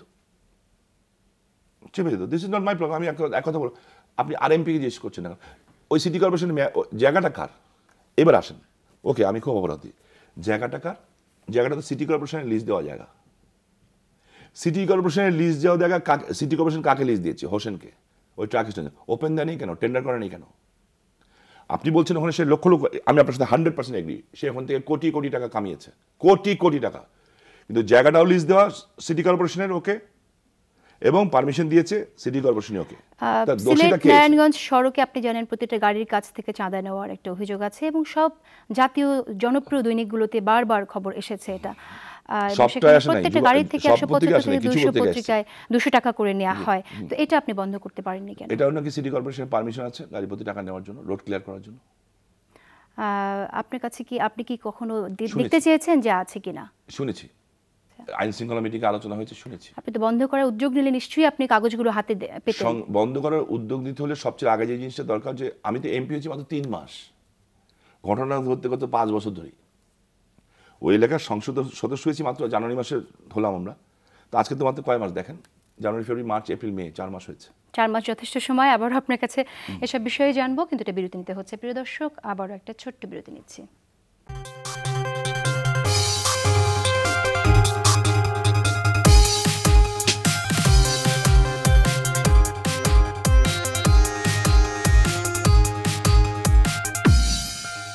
প্রিয় দর্শক, আপনারা দেখছেন 24 ঘন্টা যমুনা টেলিভিশনে। দর্শক, আমাদের আজকে আলোচনার বিষয় নারায়ণগঞ্জ এবং নারায়ণগঞ্জের সম্প্রতি ঘটে যাওয়া মর্মান্তিক ঘটনা। প্যানেল মেয়র সহ আরও 7 জন ব্যক্তি হত্যাকাণ্ড নিয়ে আমরা আলোচনা করছি শামীম ওসমানের সাথে। আমাদের অনুষ্ঠানে অংশগ্রহণ করবার কথা সিটি কর্পোরেশনের মেয়র সেলিনা হায়াত আইভীর। সেলিনা হায়াত আইভীর বাসায় আমাদের প্রতিনিধি আছেন, কিন্তু দুঃখজনকভাবে ওনার মোবাইল ফোনটি বন্ধ পাওয়া যাচ্ছে। আপনার কাছে বিরতিতে যাবার আগে জানতে চেয়েছিলাম যে এই রাস্তায় যে মানে গাড়িগুলো চলছে তার কাছ থেকে, প্রতিটি গাড়ির কাছ থেকে যে চাঁদা নেওয়া হচ্ছে, এটা আপনি বন্ধ করতে পারেননি কেন? এটা তো আপনি বলবেন, আবারও বলবেন ডিটেইলে। এর পাশাপাশি আরেকটি প্রশ্ন, কাঁচপুর ব্রিজ থেকে শিমরাইল পর্যন্ত যে বালুর ঘাটগুলো আছে, এটাও কিন্তু নিয়ন্ত্রণ নূর হোসেনের কাছেই ছিল এই হত্যাকাণ্ডের ঘটনার দিন পর্যন্ত। তো এটাও আপনি নিয়ন্ত্রণ করতে পারেননি কেন? আচ্ছা, দ্বিতীয় যেটা বললেন ওই যে বালুঘাটটা, এটাও কিন্তু আমি পার্লামেন্টে বলেছি, এবং আমাদের মাননীয় মন্ত্রী শাহজাহান খান খুবই এফিশিয়েন্ট মন্ত্রী, আমি ওনাকে নিজে নিয়ে গেছি, যে বলেছি ভাইয়া এভাবে খালি রেখে দিলে এটা সবসময় এরকম হতেই থাকবে, কতক্ষণ আর কাহাতক আপনি কয়েকদিন পর পর এসে ভাঙবেন? ভাঙতে তো একটা পয়সা খরচা হয়, তাই না? তো বলছে হোয়াট ইজ ইউর প্ল্যান? বলছে কাশপুর ব্রিজের নিচে আমার এত সুন্দর নদী, একটা এত সুন্দর নদী, পৃথিবীতে খুব কম জায়গায় এত নদী আছে। আমি ওটাকে প্ল্যান করেছিলাম, ইট ওয়াজ মাই ড্রিম, যে ওই নদীর পাড়টা টোটাল জায়গাটাকে একটা অ্যামিউজমেন্ট পার্ক করার জন্য। তো উনি ওটার সাথে একমত হয়েছিলেন এবং উনি বলছে আপনি আমাকে লিখিত দেন, আমরা প্রিপারেশন নিয়ে লিখিত দিচ্ছি একটা, আই হোপ যেটা আমি করতে পারবো। বাট এটার জন্য একটা প্ল্যান সেট আপ করা, করার জন্য যে জায়গাগুলি দখল করেছে, মানে দখল কিন্তু শুধু একলা করে না, অনেক মানুষই দখল করেছে, অনেক বড় বড় নাম করা মানুষও দখল করেছে, কিন্তু যারা বাংলাদেশের সবচেয়ে বড় বড় শিল্পপতিও দখল করেছে। হ্যাঁ, মানে দোষ তো সব নন্দঘোষ হয়ে যায়। তো টোটাল জিনিসটাকে নিয়ে আমরা চাচ্ছি যে চিটাং থেকে এখানে আসছে মানুষ, ওখানে একটা রিসোর্ট টাইপ করা যায়। তো আমরা এটা চেষ্টা করছি। আর ট্রাকের যেটা, সেটা আমার ব্যাপার না, সেটা 100% হাইওয়ে পুলিশের ব্যাপার। ওখানে আমাদের কোনো এখতিয়ার নাই। বাট আমরা বারবার বলেছি এটা, হ্যাঁ, যে 61টি বালুরঘাট একজন ব্যক্তির নিয়ন্ত্রণে থাকবে, এটা সবটা বালুরঘাট।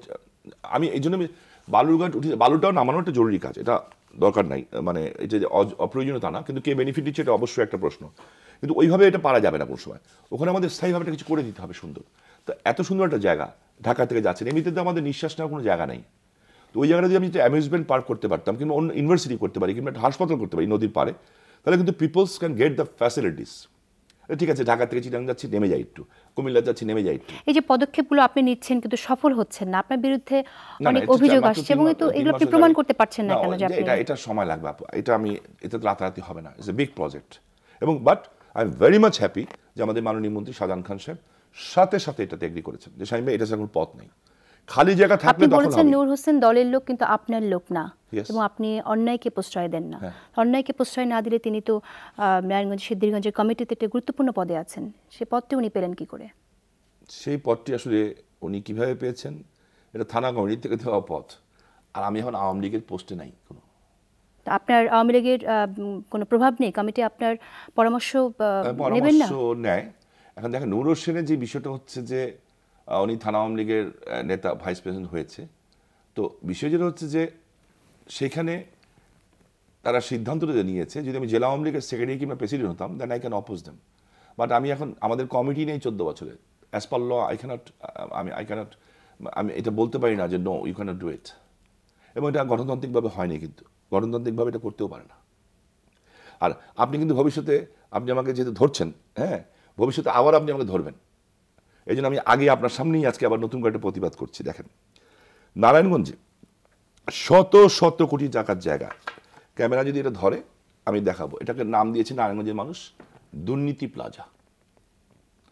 আর সিটি কর্পোরেশন দেওয়ার নাম, ক্যামেরা যদি ধরে ভাই, মাধবী প্লাজা। ঠিক আছে, এই জায়গাটা সিটি কর্পোরেশন বলতে চাই, সিটি কর্পোরেশনের এখানে কয়েকশো কোটি টাকার জায়গা, কয়েকশো কোটি টাকা বলে কম হবে, হাজার কোটি টাকার জায়গা। এই জায়গাগুলি সব রাজুকের জায়গা। আমি মন্ত্রী মহোদয়কে জানিয়েছি, আমাদের যে গণপূর্ত মন্ত্রী মোশাররফ সাহেব, উনি খুব বর্ণাঢ্য রাজনৈতিক পরিবারের, মানে রাজনৈতিক ব্যক্তিত্ব। আমি জানানোর সাথে সাথে উনি আমাকে হেল্প করেছেন, রাজুকের চেয়ারম্যান সহ রাজুকের পুরো টিম আমার সাথে বসছেন, এবং ওনারা সাথে সাথে রাজুকের সর্বোচ্চ টিম নারায়ণগঞ্জে গেছেন, কয়েক হাজার কোটি টাকা যারা তিনি আবিষ্কার করেছেন, যেই জায়গাগুলিতে সিটি কর্পোরেশন সেরিনাথ আইভি without the permission of the government, without the permission of the LGED. এই বিষয়টা আবার ওনার, আমি তো বলছি, আমি না আইভিকে বলছি না, আমি কিন্তু সিটি কর্পোরেশনকে বলছি। কারণ আপনি নাহলে বলবেন তখন আপনি নূর হোসেনের মধ্যে বলে, আজকে আমি বলে রাখি অ্যাডভান্স যে আমি করেছি, এটা ইটস ডান। সেখানে ওনার যদি কোনো সময় ভবিষ্যতে, উনি তো নিশ্চয়ই আপনার সাথে লাইনে আসবে যখন কথা দিয়েছে, তো উনি এটা অবশ্যই উত্তর দিবে। তো সেইখানে এই যে মাধবী প্লাজাটা করা হয়েছে, উনি মানুষের বাড়িঘর ভেঙেছেন, যদিও ওনার রাইট নেই, কিন্তু এখানে যে বিল্ডিংটা করা হয়েছে, 1 ইঞ্চি জায়গা ছাড়া হয়নি। এটা নিচের তলায় কার পার্কিংয়ের জায়গা, তার মামাতো ভাইকে দেওয়া হয়েছে পুরো জায়গাটা। কেন? আচ্ছা, পরিবহন চাঁদাবাজির ব্যাপারে যে বিষয়টা আসে, আপনি বললেন যে আপনি পদক্ষেপ নিয়েছেন কিন্তু এখনো বন্ধ করতে পারেননি। সাধারণ মানুষ এবং ব্যবসায়ীরা কিন্তু বলে নারায়ণগঞ্জের ব্যবসা বাণিজ্য আপনাদের পরিবারের হাতেই আছে, এবং সেখানে বিশেষ করে পরিবহন খাত আপনাদের হাতে জিম্মি। আপনার বক্তব্য? এইটা বলেছে, যেমন আমার ভাইয়ের বিরুদ্ধে বলেছিল এইটা করেছে আমার ভাই, ওইটা করেছে আমার ভাই, এইটা 4বার এমপি ছিল, সেটা আমি আমার ভাইয়ের লাশের সামনে দাঁড়িয়ে বলেছি যে আমার ভাই মৃত্যুর পরে লাশের সামনে দাঁড়িয়ে বলেছি যে আমার ভাইয়ের ঢাকা শহরে একটা ফ্ল্যাট নেই, থাকার জায়গা নেই। নারায়ণগঞ্জে তার একটা থাকার, নিজস্ব থাকার জন্য একটা বাড়ি করেনি সে, প্রত্যেক ভিটেই ভিটা। আমরা বাংলাদেশের অন্যতম ধনী পরিবারের ছেলে। আমিও 2001-এর পরে যখন দেশ ছেড়ে গেছি, আমি 18 ঘন্টা থেকে 19 ঘন্টা কাজ করেছি। কিন্তু কারো কাছে হাত পাতি নেই। তো মুখ দিয়ে বলে তো কিছুদিন আগে শুনেছিলেন আপনি দেলোয়ার হোসেন সাইদিকে চাঁদা দেখা গেছে, এবং চাঁদা দেখা গেছে এবং উনি নির্দেশনা দেখাচ্ছেন ওদিকে কাবার দিকে, ওইটাও নাকি দেখেছে, দেখে 21 জন মানুষ মরেও গেছে। তো আর মিডিয়ার ব্যাপার বলছেন, আমি একটু মিডিয়াকে হিট করি। আপনাদের মিডিয়াই তো কাবা শরীফের গিলাফস দিয়ে দেখাইয়া ওই যে আমার দেশ নাকি পত্রিকাটা জানি আমরা প্রসঙ্গের আপনাদের উপর আসলে আবার প্রসঙ্গের বাইরে যেতে চাই না আজকে, কারণ আপনি যাদের বিরুদ্ধে অভিযোগ তুলবেন তাদের সদস্য যেহেতু আমাদের মাঝে নেই, সুতরাং এই বিষয়টা আমরা করতে চাই না। কিন্তু প্রত্যেকটা টেলিভিশনে আমার বিরুদ্ধে আমি বলে বলতে চাই যে যাচ্ছেন তৌকির প্রসঙ্গটা এসেছে, তৌকি ছাড়াও আশিক, ভুলু, দিদারুল ইসলাম প্রত্যেকটা হত্যাকাণ্ডের ঘটার পর কিন্তু আপনার দিকেই অনেকে নির্দেশ করেছে। আপনি নিজেকে নিরপরাধ প্রমাণ করতে পারছেন না কেন সাধারণ মানুষের কাছে? আমি কি সাধারণ মানুষটাকে টানেন কেন? ব্লেমটা করছে কে আগে দেখেন। ব্লেমটা কিন্তু সাধারণ মানুষ করেনি, ব্লেমটা করেছে ওরা। আমি আপনার তৌকির ব্যাপারটা আমি শেষ করে দিই আপনাকে, তাহলে একটু শুনেন। এখানে আমার টোটাল ফাইল আছে এবং এই ফাইল যদি আপনি চান আপনাকে আমি দিয়ে যাব। তৌকি হত্যার ব্যাপারে আমরা কিন্তু এই যে অফিসারদের নামটা আজকে এসছে, এই যে নজরুল মার্ডারের ব্যাপারে, এদের কাছে লোক পাঠিয়েছিলাম। কিছু সাক্ষী নাকি দেখেছে, আমি পাঠাইনি, সাক্ষী গেছিল যে তারা কিছু দেখেছে, একটা ঘটনা, মানে মার্ডার দেখেনি কিন্তু একটা মেয়ে মানুষের ঘটনা, কিছু একটা ব্যাপার ছিল। সেখানে তাদের এমন ধমক দেওয়া হয়েছে তারা চাকরি সেদিন নারায়ণগঞ্জ থেকে চলে গেছে। আচ্ছা, পারসেপশন তৈরি করলো কি, আমার ভাতিজা আজমির ওসমানের বাসায় অফিসে যে র্যাব যে রেড করলো, রেড করার পরে পারসেপশন তৈরি করলো সারা দেশের ভিতরে তৌকির রক্তমাখা প্যান্ট। মাই গড, আমিও ভয় পেয়ে গেলাম। পরে আমি সুরতাল রিপোর্ট দেখলাম তৌকির, দেখি কি আছে। সুরতাল রিপোর্টে দেখলাম তৌকিকে যখন উদ্ধার করা হয়েছে ওর পরনে প্যান্ট ছিল। তাহলে এই পারসেপশনটা কে তৈরি করলো? এবার আসেন, আপনি বলবেন না না তাহলে অন্য মানুষের রক্তটাই যে আপনি বললেন, কিভাবে বললেন? যারা যেখানে ওখানে তদন্ত করতে গেছেন, যেটা রক্ত উইদাউট দ্য ফরেন্সিক রিপোর্ট ছাড়া। তো একটা বাসায় জিন্সের প্যান্ট আর দুটা লাঠি পাওয়া গেলে ওটা যদি টর্চার সেল হয়ে যায়, আপনার বাসাও লাঠি আছে আমি 100% কনফার্ম, রাত্রেবেলা চোর পিটানোর জন্য। আপনি না রাখলেও আপনার স্বামী রেখেছে কিংবা বাসায় কিছু রাখবে, স্বাভাবিক ব্যাপার, ফর দ্য প্রোটেকশনস। তো এইটা কি ধরনের পারসেপশন? সেখানে দুইটা 164 হলো। আমি আইনের ছাত্র, আইনের ভাষায় দুটো কথা আছে, একটা হচ্ছে ইনকালপেটরি, একটা হচ্ছে এক্সকালপেটরি। ইনকালপেটরি কথা হচ্ছে যে কনফেস করা। কনফেসটা কি? যে আমার নিজের দোষটাকে আমি স্বীকার করেছি, যে আমি এই মার্ডারের সাথে অংশগ্রহণ করেছি, অমুক অমুক অমুক আমাকে সহযোগিতা করেছে এবং আমি মেরেছি। সেই কনফেসটা করেছি লিটন নামে একটা ছেলে, ওকে। আর তার কিছুদিন পরে যেদিন র্যাবের জাহাঙ্গীর সাহেব তার দায়িত্ব ছেড়ে দিলেন এবং নতুন সিও জয়েন করলেন, ঠিক সেই ফাঁকটা রাতে একটার সময় ভ্রমণ নামে একটা ছেলেকে ওর সমস্ত হাতের আঙ্গুলের নখ টক উঠিয়ে তাকে দিয়ে একটা কনফেস করালো। কি কনফেস করা হলো?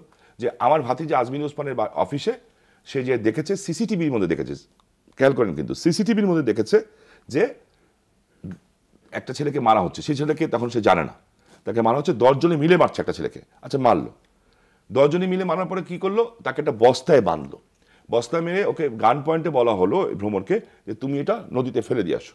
নারায়ণগঞ্জে একটি বিশেষ টর্চার সেল নিয়েও কিন্তু ওই টর্চার সেলের কথাই তো বললাম আপনাকে। তো ভ্রমণকে ফেলে দিয়ে আসো, কোথায় ফেলবো? নদীতে। কি করে? বস্তায় বাঁধতে হবে, টাইট করে বস্তায় বাঁধলাম। সকালবেলা তৌকির লাশ পাওয়া গেল, বস্তা কিন্তু ছিল না। আর ওই যে কনফেসটা, ওটা হলো এক্সকালপেটরি। কিন্তু আমি দেখছি এই যে কেসের আইও, কে সে? এই র্যাবেরই আইওর কথা বলছি আমি, কিন্তু হু ইজ হি? তার ফ্যামিলি ব্যাকগ্রাউন্ড কি? তার আপন ভাইরা ভাই? আপনার বিরুদ্ধে প্রশাসনকে প্রভাবিত করারও অভিযোগ উঠে আসে। এ বিষয়ে আপনার বক্তব্য জানবো একটা বিরতির পর ফিরে এসে। আচ্ছা, ঠিক আছে। প্রিয় দর্শক, আবার একটা ছোট্ট বিরতি নিচ্ছি।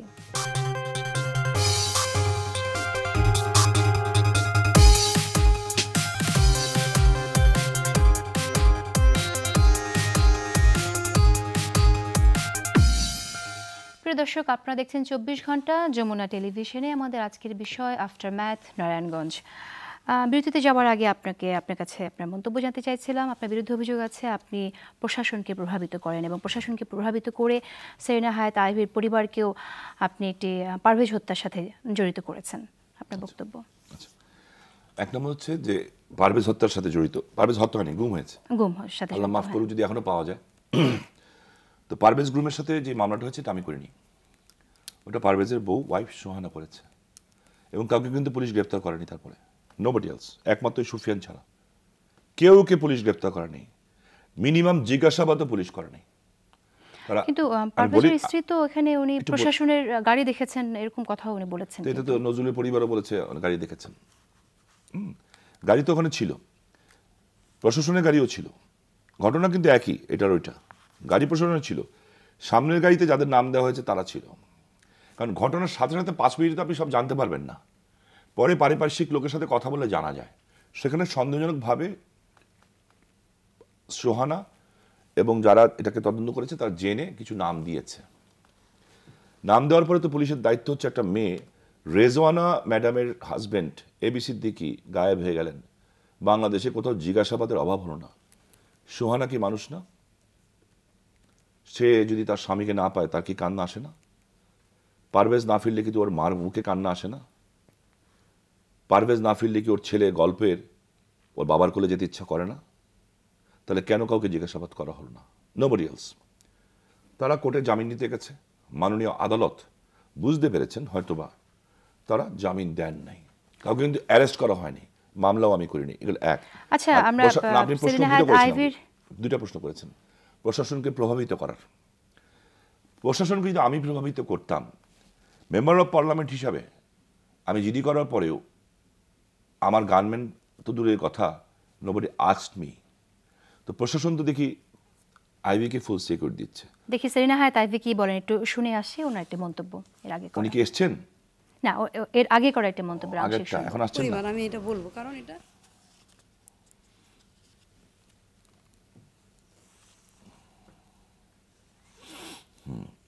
পরিবার একটি খুনি পরিবার, আমি এটা বলবো কারণ এটা আপনার যে তদন্তকারী সংস্থা তদন্ত করেছে তাতে প্রমাণিত হয়েছে আজমির ওসমানের নেতৃত্বে তৌকিকে খুন করা হয়েছে। 3 দশকের দিকে যদি আমরা ফেরত যাই তাহলে আমরা দেখবো একের পর এক মার্ডার যেগুলি হয়েছে, মানুষ ভয়ে কখনো কথা বলতে পারে নাই, কিন্তু থানায়ও যেতে পারে নাই, তাদের নামে একটা জিডি পর্যন্ত করতে পারে নাই।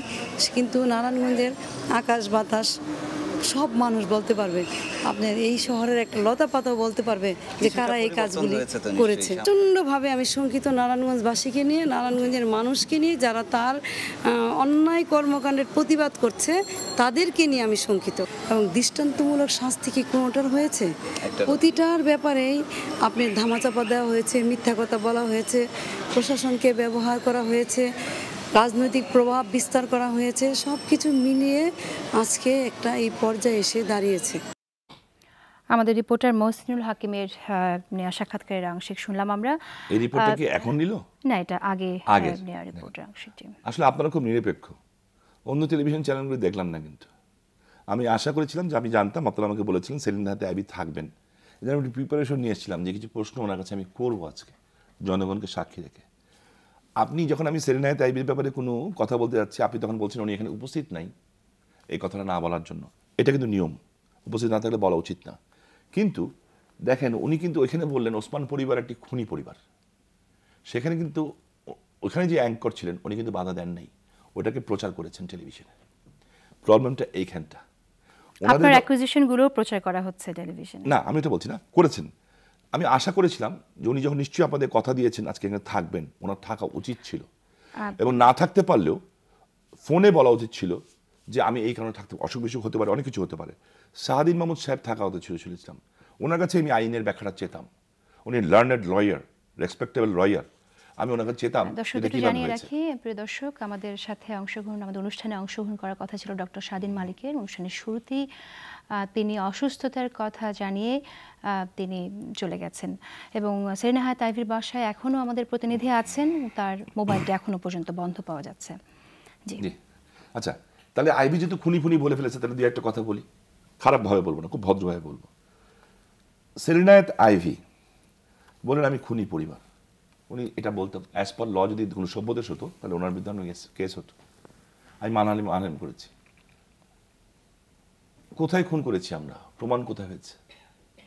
আপনি একটা লোককে তো বলতে পারেন না খুনি। আমি আইভির দুর্নীতির শত শত উপাদান এখন দেখাতে পারবো, কিন্তু আমি ওকে বলতে পারবো না দুর্নীতিবাজ।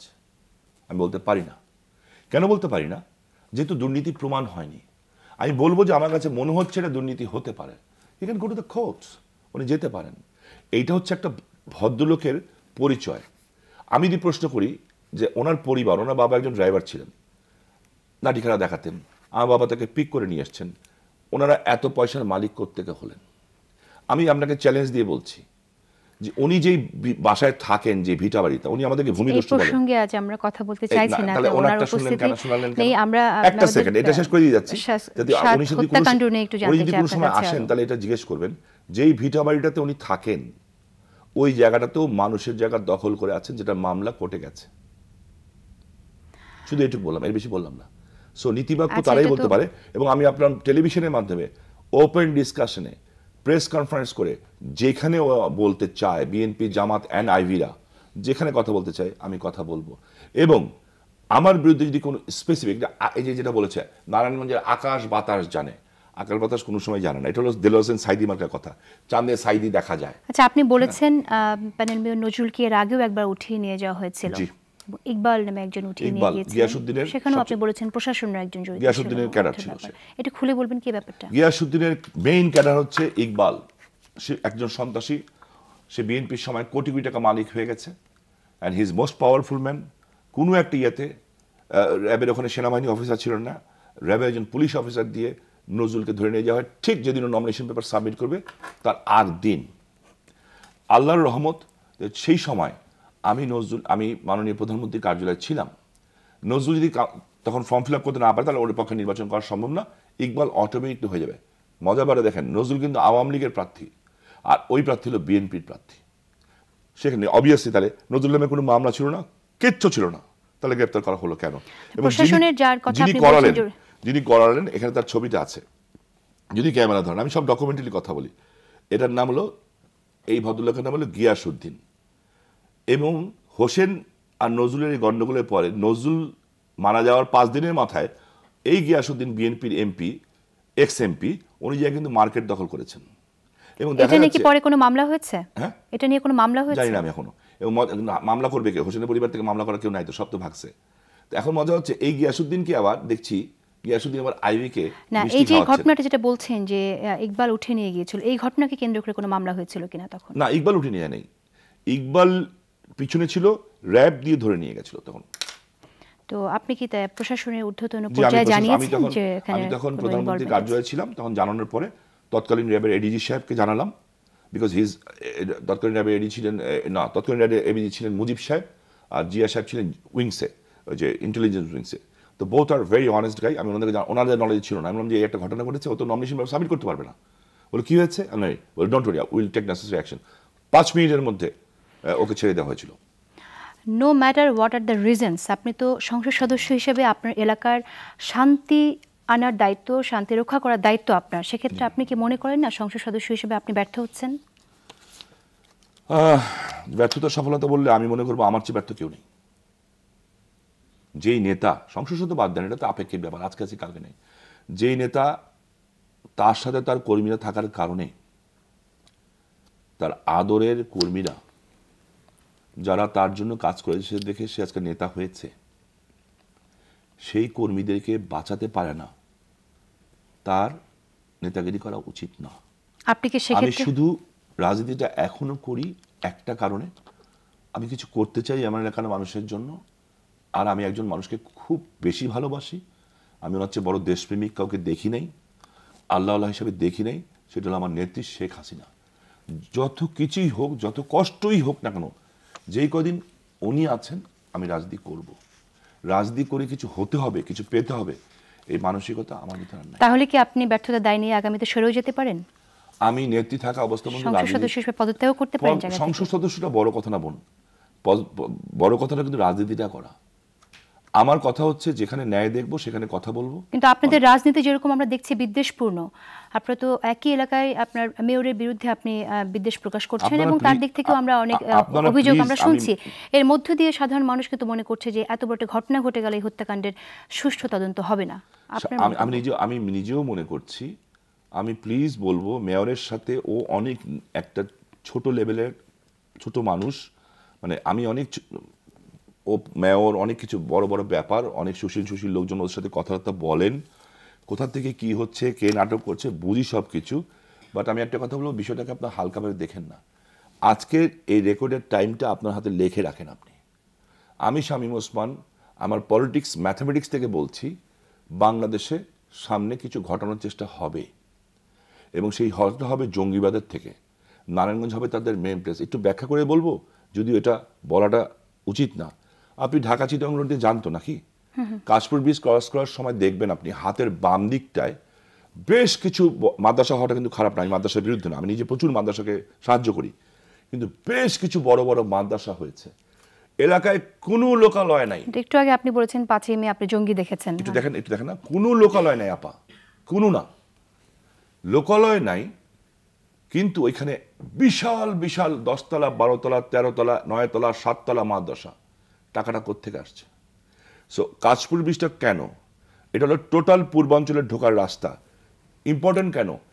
চিটাগাং পোর্টকে যদি আপনি চিটাগাং পোর্ট থেকে যদি আপনি জিনিস আসা বন্ধ করে দেন, বাংলাদেশ অচল হবে। সেইখানে তাদের যে শক্তি তারা বৃদ্ধি করছে, যদি আমরা এখনই তা না দেখি, তাহলে কিন্তু আমাদেরকে পরে পে করতে হবে।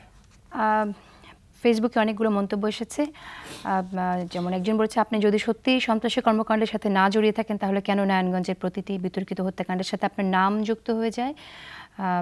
মন্তব্যকারীর নাম বিধান সাহা। ফরহাদুর রেজা প্রিয়ম মন্তব্য করেছেন, আসল কথায় আসেন। তো আমরাও আশা করছি যে আমাদের আলোচনার বিষয়ে আপনি থাকবেন। বিরতির পর ফিরে এসে আবার কথা বলবো। প্রিয় দর্শক, আবার একটা ছোট্ট বিরতি নিচ্ছি।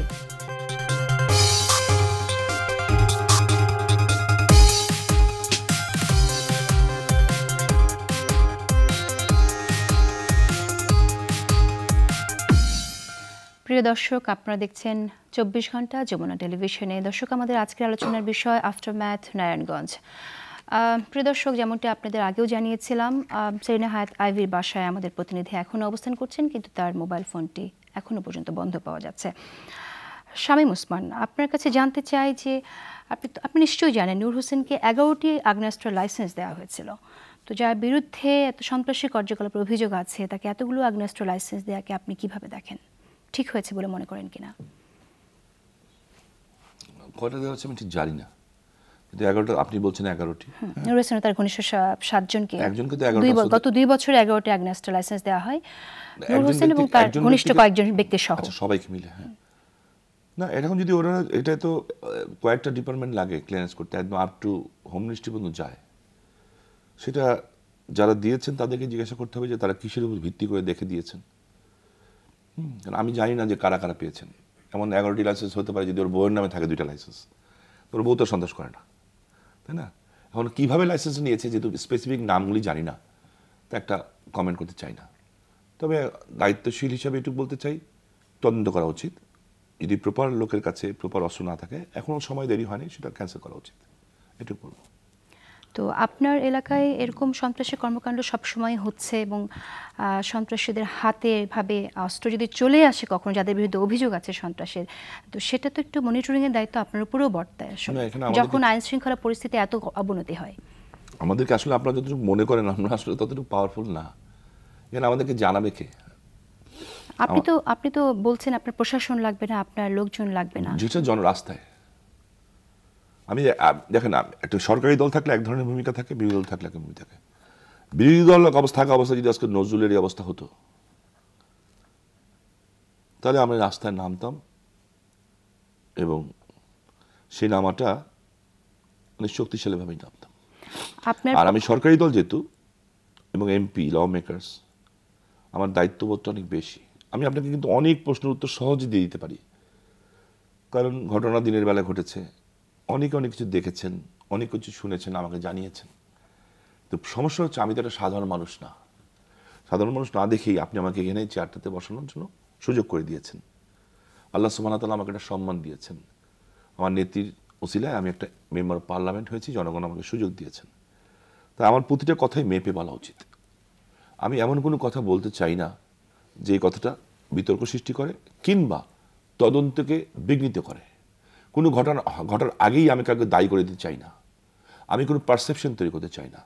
আমি শুধু একটা জিনিস চাই, নূর হোসেনের বিচার হওয়াটা যতটুকু জরুরি, তার চেয়েও বেশি জরুরি র্যাব এর মতো একটা সংস্থা, যেই সংস্থাটার প্রতি মানুষের অনেক শ্রদ্ধা, জঙ্গিবাদ এবং সন্ত্রাসবাদ দমনে যাদের ভূমিকা উজ্জ্বল, তাদের অবস্থানটাকে ফিরিয়ে নিয়ে আসা।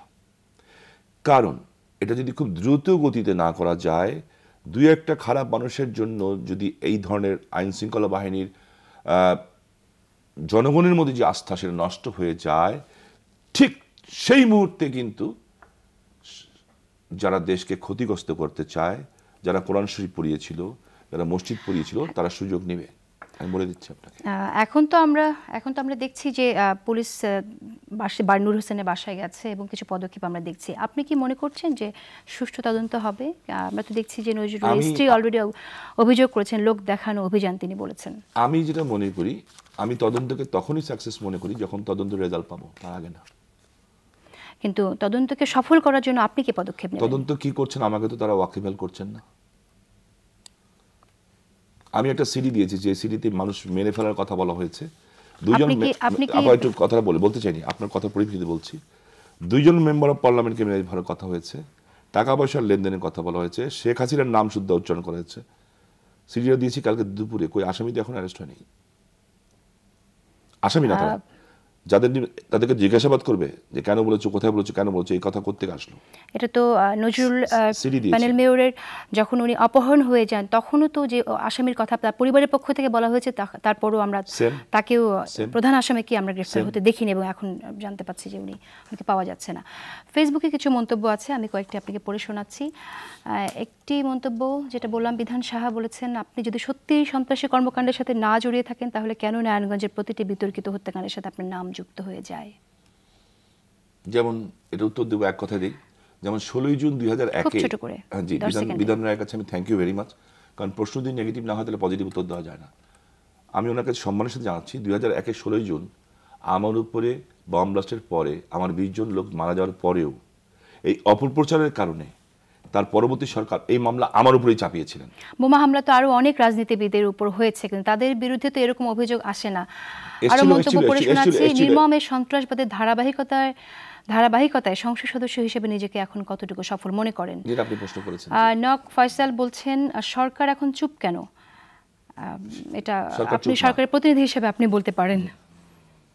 আচ্ছা, আমি কি উত্তর দেব? আরো কয়েকটি মন্তব্য পড়ে আমি আপনার কাছে আসছি। যেমন একজন বলছে, আইন শৃঙ্খলা বাহিনীর ব্যর্থতা স্পষ্ট। আপনার কাছে আপনি অলরেডি বলেছেন তাদের প্রশাসন নিয়ে আপনি একটু বলেছেন যে তাদের গাফিলতির কথা। ফরহাদুর রেজা প্রিয়ম বলছেন, নূর হোসেন কার লোক। নাফিস ইবনে সানোয়ার বলছেন, আইভি আপনি এখন। ইজাজুল হক বলেছেন, আপনি বলছেন আইভি দোষী, আর সেলিনা হায়াত আইভি বলছেন আপনি দোষী। আমরা কারটা বিশ্বাস করব? কারটা বিশ্বাস করব? প্রথম প্রশ্নটা কোনটা ছিল আপা? এটা শেষটা দিয়ে শুরু করি আমরা। আমি আইভিকে দোষী বলিনি, কিন্তু আমি একটা সিডি দিয়েছি। আইভি যাকে কিন্তু আমাদের আজকের আলোচনায় কিন্তু আপনি বেশিরভাগ একটু বলি, যখনই সম্ভব হয়েছে আপনি তার বিরুদ্ধেই আপনি অনেক অভিযোগ উত্থাপন করছেন। আমি খুনি বলছি না, ও বলেছে আমাদের পরিবার শুধুই খুনি আমরা। ওকে বলেছে আকাশ এসে বলেছে, বাতাস এসে বলেছে, ও আকাশের কথা শুনে বাতাসের কথা শুনতে পারে, অনেক জ্ঞান ওর। ও সবার পাখি, পশু পাখি সবার কথা বুঝেও। তো নজরুলের পরিবার থেকেও আপনার দিকে অঙ্গুলি নির্দেশ করেছে। নজরুলের পরিবার আমার সাথে ছিল, কোনোদিন ওরা দেয় নাই। এটা এর আগে তকির পরিবার থেকে আপনার তকির পরিবারটা তো আমি আপনাকে ব্যাখ্যা দিলামই। ওইটাও কিন্তু আইবি প্রথম দিন থেকে আইবি বলেছে। তো ঘটনা ঘটার 5 মিনিট পরেও বুঝে ফেলে কেমন করে যে কারা মেরেছে। আপনি আমারটা বলেন, সেটা দায়িত্বশীল মহিলা। ঘটনা ঘটার আধা ঘন্টা পর থেকে সে শুরু করে অমুকে করেছে, অমুকে করেছে। কাকে বাঁচাতে চায়, কাদের রাস্তা পরিষ্কার করে দিচ্ছে, এটা আমার প্রশ্ন। আপনি জানেন যে আজ আরো একজন গুম হয়েছেন, রাব্বি নামে একজন ব্যবসায়ী। রাব্বি নামে একজন দর্শক প্রশ্ন করেছেন, আজ আরো একজন গুম হয়েছেন, এখন আপনার করণীয় কি? কে গুম হয়েছে তাই তো জানি না। আমরা আশা করব যে আপনি জানবেন খুব সহসা এবং দ্রুত ব্যবস্থা গ্রহণ করবেন তাকে উদ্ধারে। প্রথম প্রশ্নগুলি কিন্তু ছিল যেগুলি আমার উত্তর দেওয়া উচিত ছিল কিনা আমি জানি না, আপনি বললে আমি দিতে পারি। অনেকগুলি প্রশ্ন ছিল, একটি প্রশ্ন উত্তর দেন যেটা আপনি বলছেন যে আপনি সফল মনে করেন কিনা। আপনি অবশ্যই এই বিষয়ে একটু অলরেডি বলেছেন। বেশিরভাগই এখানে মন্তব্য আমরা দেখছি।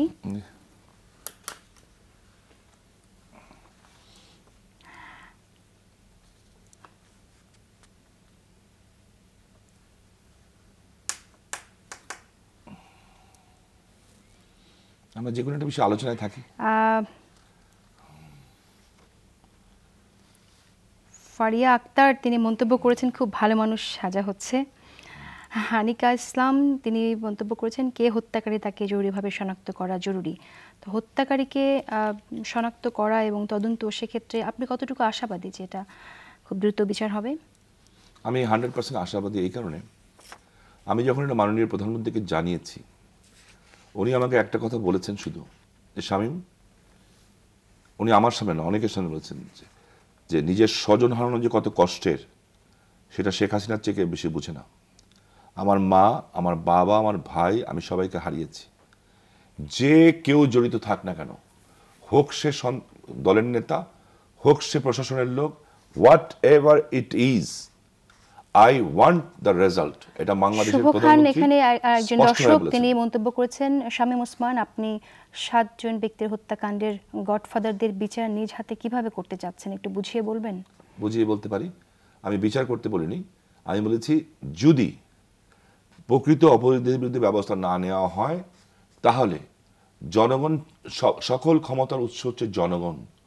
রাজপথে যখন জনগণ নেমে আসবে, জনগণের আদালতের চেয়ে বড় আদালত কিছু নাই। আপনি গত নারায়ণগঞ্জ সিটি কর্পোরেশন নির্বাচনের সময় বলেছিলেন, আমি আল্লাহর নাম নিয়ে আপনি বলেছেন সবাইকে মাফ করে দিলাম, আমি মাফ করে দিতে চাই, কিন্তু যদি মনে করিয়ে দেয় তাহলে সমস্যা আছে, এবং আপনি রিপিট করেছিলেন সমস্যা আছে কথাটা বারবার। কি সমস্যার কথা বলেছিলেন? সমস্যা যেটা বলতে পারছি একটা জিনিস, তাদের এমন এমন জিনিস আমি জানি, এমন এমন কর্মকাণ্ড, তাদের ফ্যামিলির ব্যাকগ্রাউন্ড আছে, অনেক লজ্জা পাবে। কিন্তু আমার এই ফাইলটা ভর্তি আছে। আজকে আমি ভেবেছিলাম সেলিনা আইভি কথা বলবে, আমি ফাইলটা থেকে যদি কিছু জিনিস পড়ি এখন, লজ্জা পাবে কিন্তু অনেকে। আমি কাউকে লজ্জা দিতে চাই না কেন, আমি তো বলি, আপনি যেহেতু প্রশ্ন করেছেন, মাঝে পেলাম না, যেহেতু আল্লাহর নামটা এসেছে, এখনো পর্যন্ত আমাদের প্রতিনিধি আছেন এবং যথারীতি এখনো পর্যন্ত মোবাইলটা বন্ধ আছে এবং বাড়ির ভিতর থেকে জানানো হয়েছে উনি আল্লাহ তাআলা বলেছেন কোরআন শরীফে পরিষ্কার, তুমি যে মানুষের দোষ গোপন করে আমি তাকে পছন্দ করি। চেষ্টা করি সবার দোষ গোপন করতে। আপনারা তো জনপ্রতিনিধি, আপনি এবং সেলিনা হায়াত আইভি দুজনেই প্রতিশ্রুতি দিয়েছেন নারায়ণগঞ্জকে শান্তির শহরে পরিণত করবেন। তো আপনাদের এই ব্যক্তিগত রেশারেশির ঊর্ধ্বে আপনাদের প্রতিশ্রুতিগুলো কেন ঠাঁই পাচ্ছে না? একটা জায়গায় বারবার ভুল করছেন, আমি এখানে বুঝাতে পারছি না আমাদের কষ্ট করে। তার সাথে আমার রেশারেশি কোনো প্রশ্ন ওঠে না, তার সাথে আমি কি রেশারেশি করব? বেসিক্যালি বিষয়টা এটা না। আপনাকে বুঝতে হবে রাতে 12:30টার সময় কেন খালেদা জিয়া তার প্রার্থীকে বসিয়ে দেন, কেন ডাক্তার কামাল হোসেনের মতো এত বড় লোক যে বলেন যে আমি আইভির কর্মী হতে চাই, কেন যারা শেখ হাসিনা আপনি যদি বলতে না দেন তাতে আমি সমস্যা পড়ে যাচ্ছি। কেন এই সমস্ত ব্যক্তিরা বলেন যারা শেখ হাসিনা সরকার, আমি একদম শেষ করে দিই, জননেত্রী শেখ হাসিনা সরকারকে 25 তারিখের আগে যারা উৎখাত করার জন্য যেই সমস্ত কর্নাররা, সুশীলরা, কর্নাররা, হ্যাঁ, টক শোতে বিভিন্ন জায়গায় ব্যাপকভাবে ক্যাম্পেইন চালান, তারাই তো আইভিকে পরিচালনা করছেন। আমরা কি এটা আশা করতে পারি না যে সেলিনা হায়াত আইভি তো জনগণের নির্বাচিত একজন মেয়র, ওনাকে আস্থায় নিয়ে আপনি নারায়ণগঞ্জের শান্তির জন্য কাজ করবেন, আইন শৃঙ্খলা উন্নতিকল্পে কাজ করবেন? আমি আইভিকে শুধু একটা কথা বলবো, আমি ওর বিরুদ্ধে কোনো সময় আমি দেখুন টোটাল নির্বাচনটা আমি ওকে ছোট বোন বলে গেছি, কিন্তু টোটাল নির্বাচনটা আমি ইচ্ছা করে বলেছি একেবারে শেষ, যে যদি একেবারে শেষ হয় আমি ওই প্রসঙ্গের কথা আমি একটা কনক্লুশন দিতে চাই। সেই কনক্লুশনটা হলো, ঘটনা যেটা ঘটেছে, অপরাধী পিছনে জড়িত, কালো টাকার খেলা হয়েছে, বাট সাবজেক্ট হয়েছে কিন্তু কাউকে সুযোগ করে দেওয়া হচ্ছে, এবং আমি বিশ্বাস করি এই সুযোগটা জঙ্গিবাদদেরকে করে দেওয়া হচ্ছে। কারণ বাংলাদেশে আগামীতে যা কিছু ঘটনা 2-4-10 দিনের মধ্যে ঘটবে, টোটালটা যে আইন শৃঙ্খলা বাহিনীর উপর এসে পড়বে। সো আমি মনে করি আইন শৃঙ্খলা বাহিনীকে সজাগ হতে হবে এবং যতটুকু সম্ভব দ্রুত সুষ্ঠু তদন্ত হবে। এবং আরেকটা রিকোয়েস্ট আমার প্রশাসনের কাছে না, মিডিয়ার কাছে থাকবে, প্লিজ আমরা যাতে কেউ পারসেপশন তৈরি করে না দিই, কারণ পারসেপশন তৈরি করে দিলে মূল তদন্তটা ভিন্ন খাতে প্রবাহিত হয়ে যায়। যারা তদন্ত করেন তারা বিব্রত হন। আই হোপ যে 7টা মানুষের জীবন চলে গেছে, আর যাতে একটা মানুষের জীবন না যায়। যে আমরাও আশা করি যে আপনার বিরুদ্ধেও এ ধরনের অভিযোগ আর ভবিষ্যতে আসবে না, প্রশাসনকে প্রভাবিত করার বা কোনো হত্যাকাণ্ড হলে আপনার দিকে পরিবার থেকে অঙ্গুলি নির্দেশ করা হবে না। যতদিন এই ধরনের ঘটনা ঘটলে মিডিয়ার দায়িত্ব থেকে মিডিয়া এই সংবাদগুলো যতদিন পর্যন্ত বাংলাদেশে মোস্তাকের মতো লোক থাকবে, ততদিন পর্যন্ত বঙ্গবন্ধু মরবে, ততদিন পর্যন্ত আইভির মতো মেয়ে থাকবে, ততদিন আঙ্গুল আসবেই। প্রিয় দর্শক, আমাদের সময় একেবারে শেষ হয়ে গেছে, শেষ করছে আজকের মতো। দেখা হবে আবারও আগামীকাল ঠিক একই সময়ে। ধন্যবাদ সবাইকে।